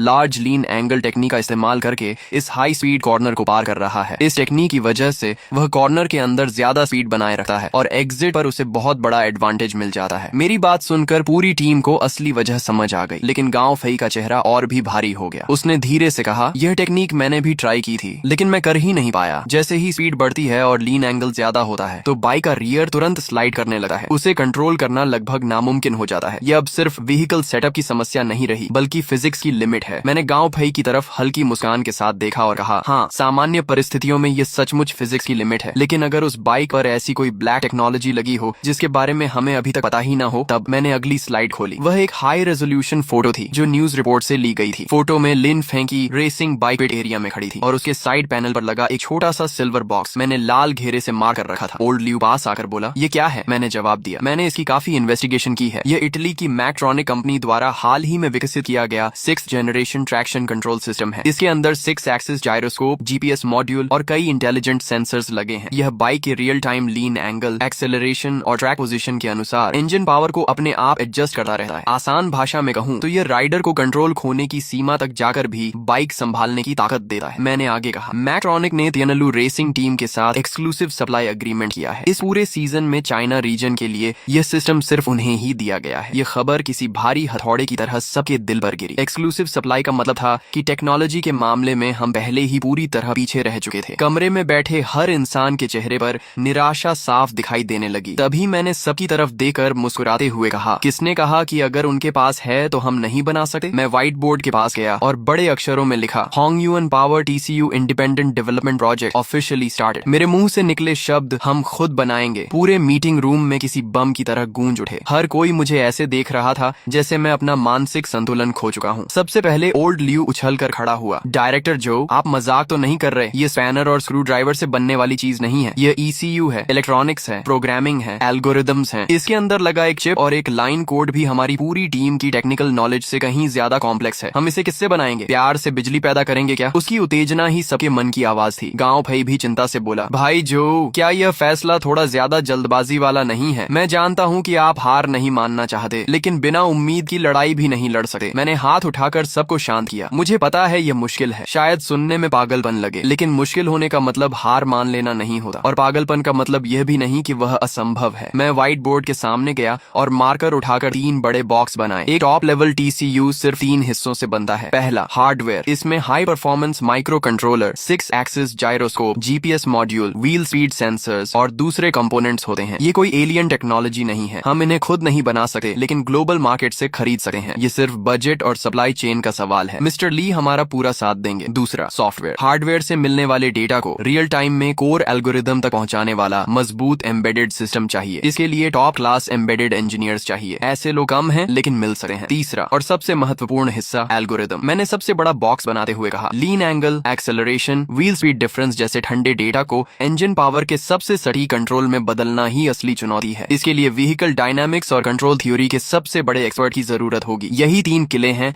जिन्हें हमें जीतना है। मैंने सबकी आंखों में देखते हुए कहा, वातानाबे कुमाइची मैक्ट्रॉनिक खरीद सकता है और हम नहीं खरीद सकते। यह नाइंसाफी है, लेकिन दुनिया कभी बराबर नहीं रही। रूल्स की शिकायत करने से अच्छा है कि हम खुद रूल्स बनाने वाले बन जाएं। मेरी बातों ने कमरे में बुझ चुकी उम्मीद की आखिरी चिंगारी को फिर से आग बना दिया। लोगों के चेहरों पर निराशा की जगह अब अलग अलग भाव दिखाई दे रहे थे, शक, घबराहट और सबसे बढ़कर वह जुनून जो इंसान को आखिरी सीमा तक लड़ने पर मजबूर कर देता है। उसी समय ली वेई हान ने मेज पर हाथ मारते हुए कहा, मैं तुम्हें शुरुआती बजट के रूप में 2 करोड़ युआन देता हूँ। जितने लोग चाहिए, जहाँ से चाहिए ले आओ। मैं बिना किसी सीमा के सपोर्ट करूंगा। मेरी सिर्फ एक शर्त है, सीजन शुरू होने से पहले मैं हमारी रेसिंग बाइक पर अपना किलिन हार्ट लगा हुआ देखना चाहता हूँ। चिलिन हार्ट, यही नाम हमने इस प्रोजेक्ट को दिया। चाइनीज मिथोलॉजी के पवित्र प्राणी चिलिन के नाम पर, जो स्पीड, विजडम और गुड फॉर्चून का प्रतीक माना जाता है। हमारा लक्ष्य था कि वेस्टर्न टेक्नोलॉजी बैरियर के सामने हम अपनी रेसिंग बाइक में एक असली चाइनीज हार्ट लगा दें। इसके बाद के दिन मैंने लगभग रेसिंग टीम में ही रहकर बिताए। प्रोजेक्ट मैनेजर के रूप में अपने पुराने एक्सपीरियंस का इस्तेमाल करते हुए मैंने पूरे रिसर्च प्रोजेक्ट को सैकड़ों छोटे छोटे टास्क नोड्स में बांट दिया। हर टास्क का ओनर, टाइमलाइन और डिलीवरी स्टैंडर्ड साफ तय किया गया। पूरी टीम पहले से कहीं ज्यादा स्पीड और डिसिप्लिन के साथ काम करने लगी। ली वेई हान ने अपने सारे कॉन्टैक्ट्स इस्तेमाल करके पूरी दुनिया से टैलेंट ढूंढना शुरू किया। कुछ ही दिनों में सिलिकॉन वैली में कई साल काम कर चुके 2 युवा एम्बेडेड इंजीनियर्स को भारी सैलरी देकर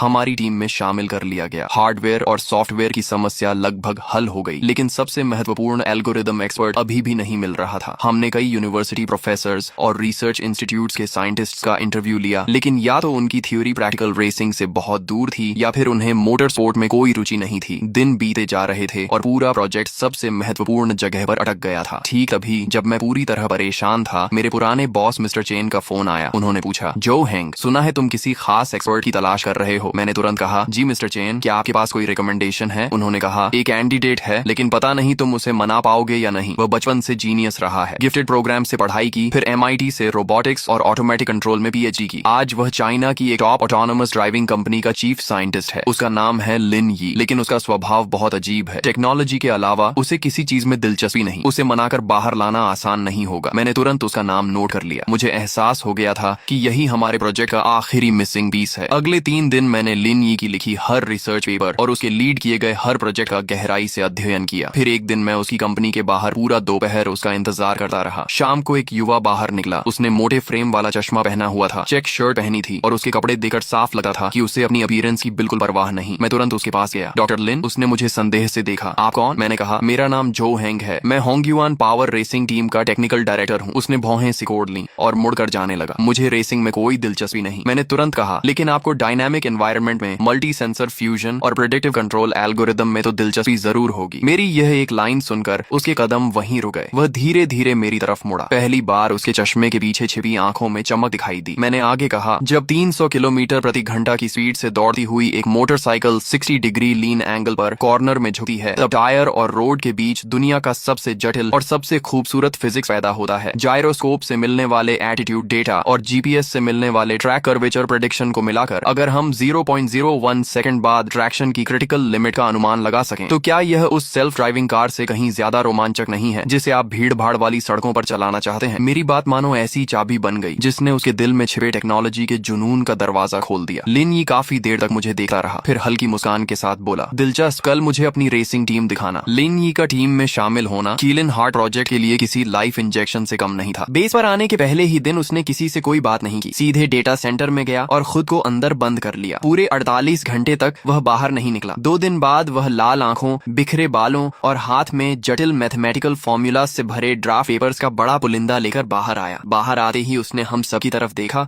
और अपनी जिंदगी की पहली बात कही, थियोरी के हिसाब से यह पूरी तरह पॉसिबल है, लेकिन इसके लिए हमें एक बिल्कुल नया मैथमेटिकल मॉडल तैयार करना होगा। ऐसा non linear adaptive control model जो राइडर और बाइक को पूरी तरह एक साथ कपल करके एक ही सिस्टम की तरह काम करने में सक्षम बना सके। लिन यी की बात हम में से ज्यादातर लोगों के सिर के ऊपर से निकल गई, लेकिन इससे हमारे उत्साह में जरा भी कमी नहीं आई, बल्कि पहली बार हम सब ने महसूस किया कि यह प्रोजेक्ट सचमुच सफल हो सकता है। किलिन हार्ट प्रोजेक्ट आधिकारिक रूप से सबसे कठिन डेवलपमेंट स्टेज में प्रवेश कर चुका था। लिन यी और दोनों सॉफ्टवेयर इंजीनियर्स एल्गोरिदम और सॉफ्टवेयर डेवलपमेंट की जिम्मेदारी संभाल रहे थे, जबकि मैं और ओल्ड ल्यू बाकी टेक्नीशियंस के साथ हार्डवेयर इंटीग्रेशन और टेस्टिंग में जुट गए। यह समय के खिलाफ एक असली रेस थी और इसकी कठिनाई हमारी कल्पना से कहीं ज्यादा थी। जर्मनी से मंगाया गया 6 एक्सिस जायरोस्कोप और अमेरिका से खरीदा गया माइक्रो कंट्रोलर अपने बॉटम लेवल प्रोटोकॉल पर एक दूसरे के साथ कंपेटिबल ही नहीं थे। दोनों युवा इंजीनियर्स ने लगातार 3 रातें बिना सोए काम किया, तब जाकर किसी तरह एक इंटरफेस प्रोग्राम प्रोग्राम तैयार कर पाए। दूसरी तरफ इंजन इग्निशन कॉइल से पैदा होने वाला high frequency electromagnetic interference GPS signal की एक्यूरेसी को बुरी तरह प्रभावित कर रहा था। आखिरकार ओल्ड लियो ने अपने वर्षों के एक्सपीरियंस का इस्तेमाल करते हुए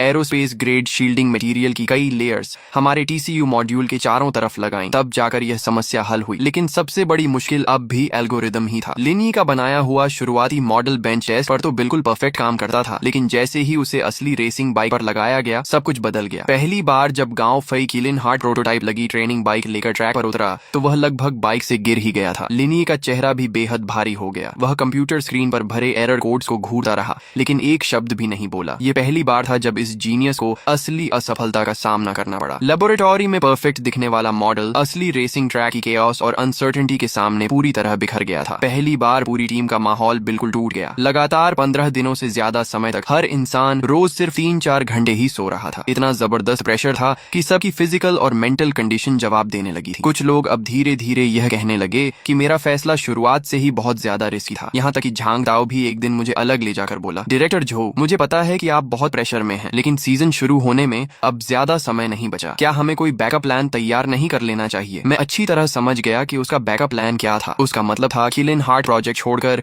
फिर से पुराने जेनरेशन वाले टीसीयू पर लौट जाना। इसका मतलब होता कि हमारी महीनों की सारी मेहनत बेकार हो जाती और सीजन शुरू होने से पहले ही हम अपनी हार स्वीकार कर लेते। मैंने उसकी आंखों में देखते हुए दृढ़ आवाज में कहा, मुझे सिर्फ 3 दिन और दे दो। अगर 3 दिन बाद भी हम एक स्टेबल वर्जन तैयार नहीं कर पाए तो मैं खुद इस्तीफा दे दूंगा। मैंने वहीं अपनी जिम्मेदारी की शपथ ले ली। उसके बाद मैंने डेटा सेंटर से सबको बाहर भेज दिया। अंदर सिर्फ मैं और लिन ही रह गए। पूरी रात हम दोनों ने एक दूसरे से एक शब्द भी नहीं कहा, बस बार बार गांव फई के टेस्टिंग वीडियोस और हर क्रैश हर मिस्टेक के डेटा को देखते रहे। आखिर समस्या कहाँ थी? लिन ये दोनों हाथों से अपना सिर पकड़कर बैठा था और गुस्से में अपने बाल नोचते हुए बड़बड़ा रहा था। मॉडल गलत नहीं है, कोड भी सही है, हार्डवेयर सिग्नल कलेक्शन भी बिल्कुल नॉर्मल है, फिर आखिर क्यों ये हमारी बात नहीं मान रहा? उसे इस तरह टूटते हुए देखकर मुझे अचानक कुछ याद आया। मैंने तुरंत अपना फर्स्ट पर्सन राइडिंग वीडियो खोला। ये वीडियो मेरी निंजा H2 पर माउंटेन रोड राइडिंग का था। मैंने कहा, लिन ये देखो। मैंने वीडियो पॉज किया। कॉर्नर में एंट्री से ठीक पहले मेरा यह मूवमेंट देखो। ब्रेकिंग करते समय मेरा शरीर पहले ही कॉर्नर के अंदर की तरफ लीन करना शुरू कर देता है। उस समय बाइक अभी भी बिल्कुल सीधी है, लेकिन मेरा सेंटर ऑफ ग्रेविटी पहले ही बदल चुका होता है। जबकि तुम्हारा मॉडल तभी कैलकुलेशन शुरू करता है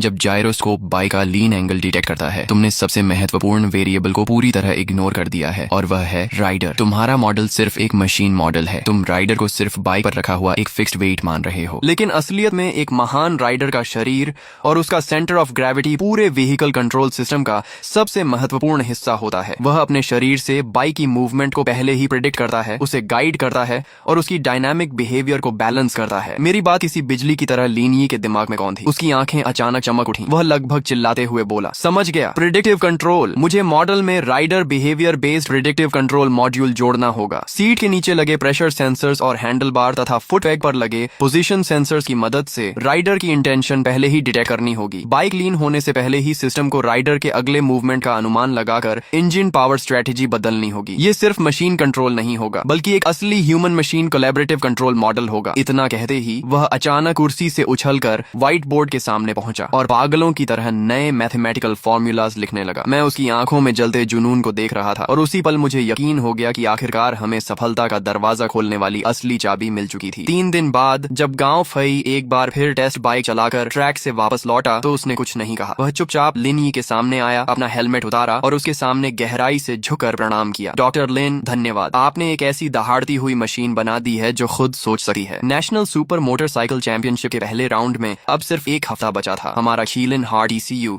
आखिरकार फाइनल वर्जन टेस्टिंग सफलतापूर्वक पूरी कर चुका था। हमने उसे एक शानदार कार्बन फाइबर बॉक्स के अंदर इंस्टॉल किया जो देखने में बिल्कुल किसी फैक्ट्री ओरिजिनल पार्ट जैसा लगता था। गोपनीयता बनाए रखने के लिए हमने उसके ऊपर एक साधारण डेटा लॉगर का लेबल चिपका दिया। हमारी कोर टीम के अलावा किसी को भी नहीं पता था कि इस छोटे से ब्लैक बॉक्स के अंदर पूरी चैंपियनशिप का भविष्य बदल देने वाली ताकत छिपी हुई है। शंघाई रवाना होने से एक रात पहले ली वेई हान खुद बेस पर आए और हम सबको विदा करने पहुंचे। उन्होंने कोई जोशीला भाषण नहीं दिया, उन्होंने सिर्फ अपना ग्लास उठाया, टीम के हर सदस्य की तरफ झुककर सम्मान से प्रणाम किया और कहा, आप सबका धन्यवाद। परिणाम चाहे जो भी हो, आप सब होंग्युआन पावर टीम के हीरो हैं। शुक्रवार शंघाई इंटरनेशनल सर्किट। आसमान बादलों से ढका हुआ था और हवा में आने वाली बड़ी लड़ाई का तनाव साफ महसूस हो रहा था। पूरा पिट एरिया लोगों से भरा हुआ था। सभी टीम्स अपनी बाइक्स और इक्विपमेंट के साथ पूरी तैयारी में थीं। तियनलू रेसिंग टीम का पिट हमारे हमारे ठीक तिरछे सामने था। उनका आत्मविश्वास साफ दिखाई दे रहा था। मैकेनिक्स, इंजीनियर्स और सपोर्ट स्टाफ सब ऐसे खड़े थे जैसे चैंपियनशिप पहले ही जीत चुके हों। उनका स्टार राइडर लिन फेंग कई रिपोर्टर्स से घिरा हुआ मुस्कुरा रहा था। उनका जापानीज टेक्निकल डायरेक्टर दू बियान शियोंग यी हाथ बांधे पिट गेट पर खड़ा हमें घूर रहा था। उसकी आंखों में तिरस्कार और घमंड साफ झलक रहा था। दूसरी तरफ हमारी होंगयुआन पावर टीम बिल्कुल शांत थी। हमने किसी भी मीडिया इंटरव्यू से इनकार कर दिया और बिना शोर मचाए अपनी तैयारी में लगे रहे। बाहर वालों की नजर में हम सिर्फ एक ऐसी टीम थे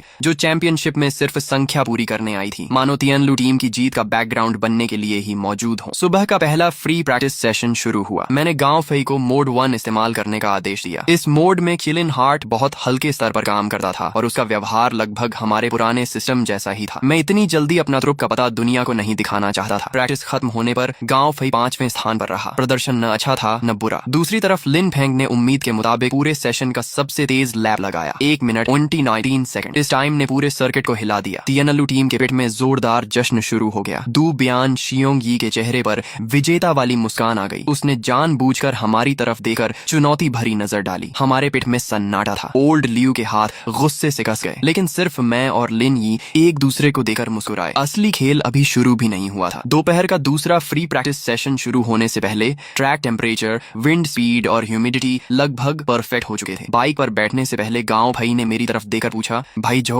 फिर से मोड 1? मैंने सिर हिलाकर मना कर दिया। मैंने रेडियो उठाया और शांत आवाज में आदेश दिया, सभी लोग ध्यान दें, किलिन सिस्टम को मोड 3 पर स्विच करो। Code name awakening. मोड 3 हमारा सबसे आक्रामक और सबसे पागलपन भरा सेटअप था। इसमें इंजन की पूरी ताकत आजाद कर दी जाती थी और बाइक का कंट्रोल पूरी तरह राइडर और सिस्टम की परफेक्ट अंडरस्टैंडिंग पर छोड़ दिया जाता था। गांव फई की आंखों में आग सी जल उठी। रिसीव्ड। नीली यामाहा R1M बिजली की तरह ट्रैक पर निकल गई। इस बार उसकी बॉडी लैंग्वेज सुबह से बिल्कुल अलग थी। ऐसा लग रहा था जैसे किसी खूंखार जानवर की सारी जंजीरें खोल दी गई हों। वह पहले कॉर्नर की तरफ ऐसी स्पीड और प्रिसीजन से झपटी जैसी पहले कभी नहीं देखी गई थी। डेटा सेंटर में लिन यी की उंगलियां कीबोर्ड पर इतनी तेज चल रही थीं कि उनकी परछाइयां तक दिखाई दे रही थीं। वह हर पैरामीटर पर रियल टाइम नजर रखे हुए था और किसी भी इमरजेंसी के लिए तैयार था। मेरी नजर सिर्फ टाइमिंग स्क्रीन पर जमी हुई थी। Sector 1 purple, sector 2 purple. Purple का मतलब था पूरे सेशन का सबसे तेज टाइम। स्क्रीन देख रहे हर इंसान ने यह चौंकाने वाला नजारा देख लिया। सबकी नजरें नीले रंग की नंबर 46 बाइक पर टिक गईं। होंगयुआन पावर पागल हो गई क्या? नंबर 46 कौन है? गांव भाई ने आखिर खाया क्या है? चारों तरफ चर्चा शुरू हो गई। तियानलू टीम के पिट में दू बियान शियोंग यी के चेहरे की मुस्कान गायब हो गई। उसने झटके से टाइमिंग मॉनिटर छीन लिया और ट्रैक की तरफ घूरने लगा। लिन फेंग ने भी रिपोर्टर से बात करना बंद कर दिया और गंभीर चेहरे के साथ बड़ी स्क्रीन देखने लगा। आखिरी कॉर्नर, आखिरी स्प्रिंट और अगले ही पल गांव फई बिजली की तरफ फिनिश लाइन पार कर गया, मानो समय उसी पल थम गया हो। टाइमिंग स्क्रीन पर चमकते लाल अंकों ने हर किसी की आंखें खोल दी। 1 मिनट 8 सेकंड, नया ट्रैक रिकॉर्ड। पूरा पिट एरिया कुछ सेकंड के लिए बिल्कुल शांत हो गया। फिर अगले ही पल चारों तरफ जबरदस्त शोर, तालियां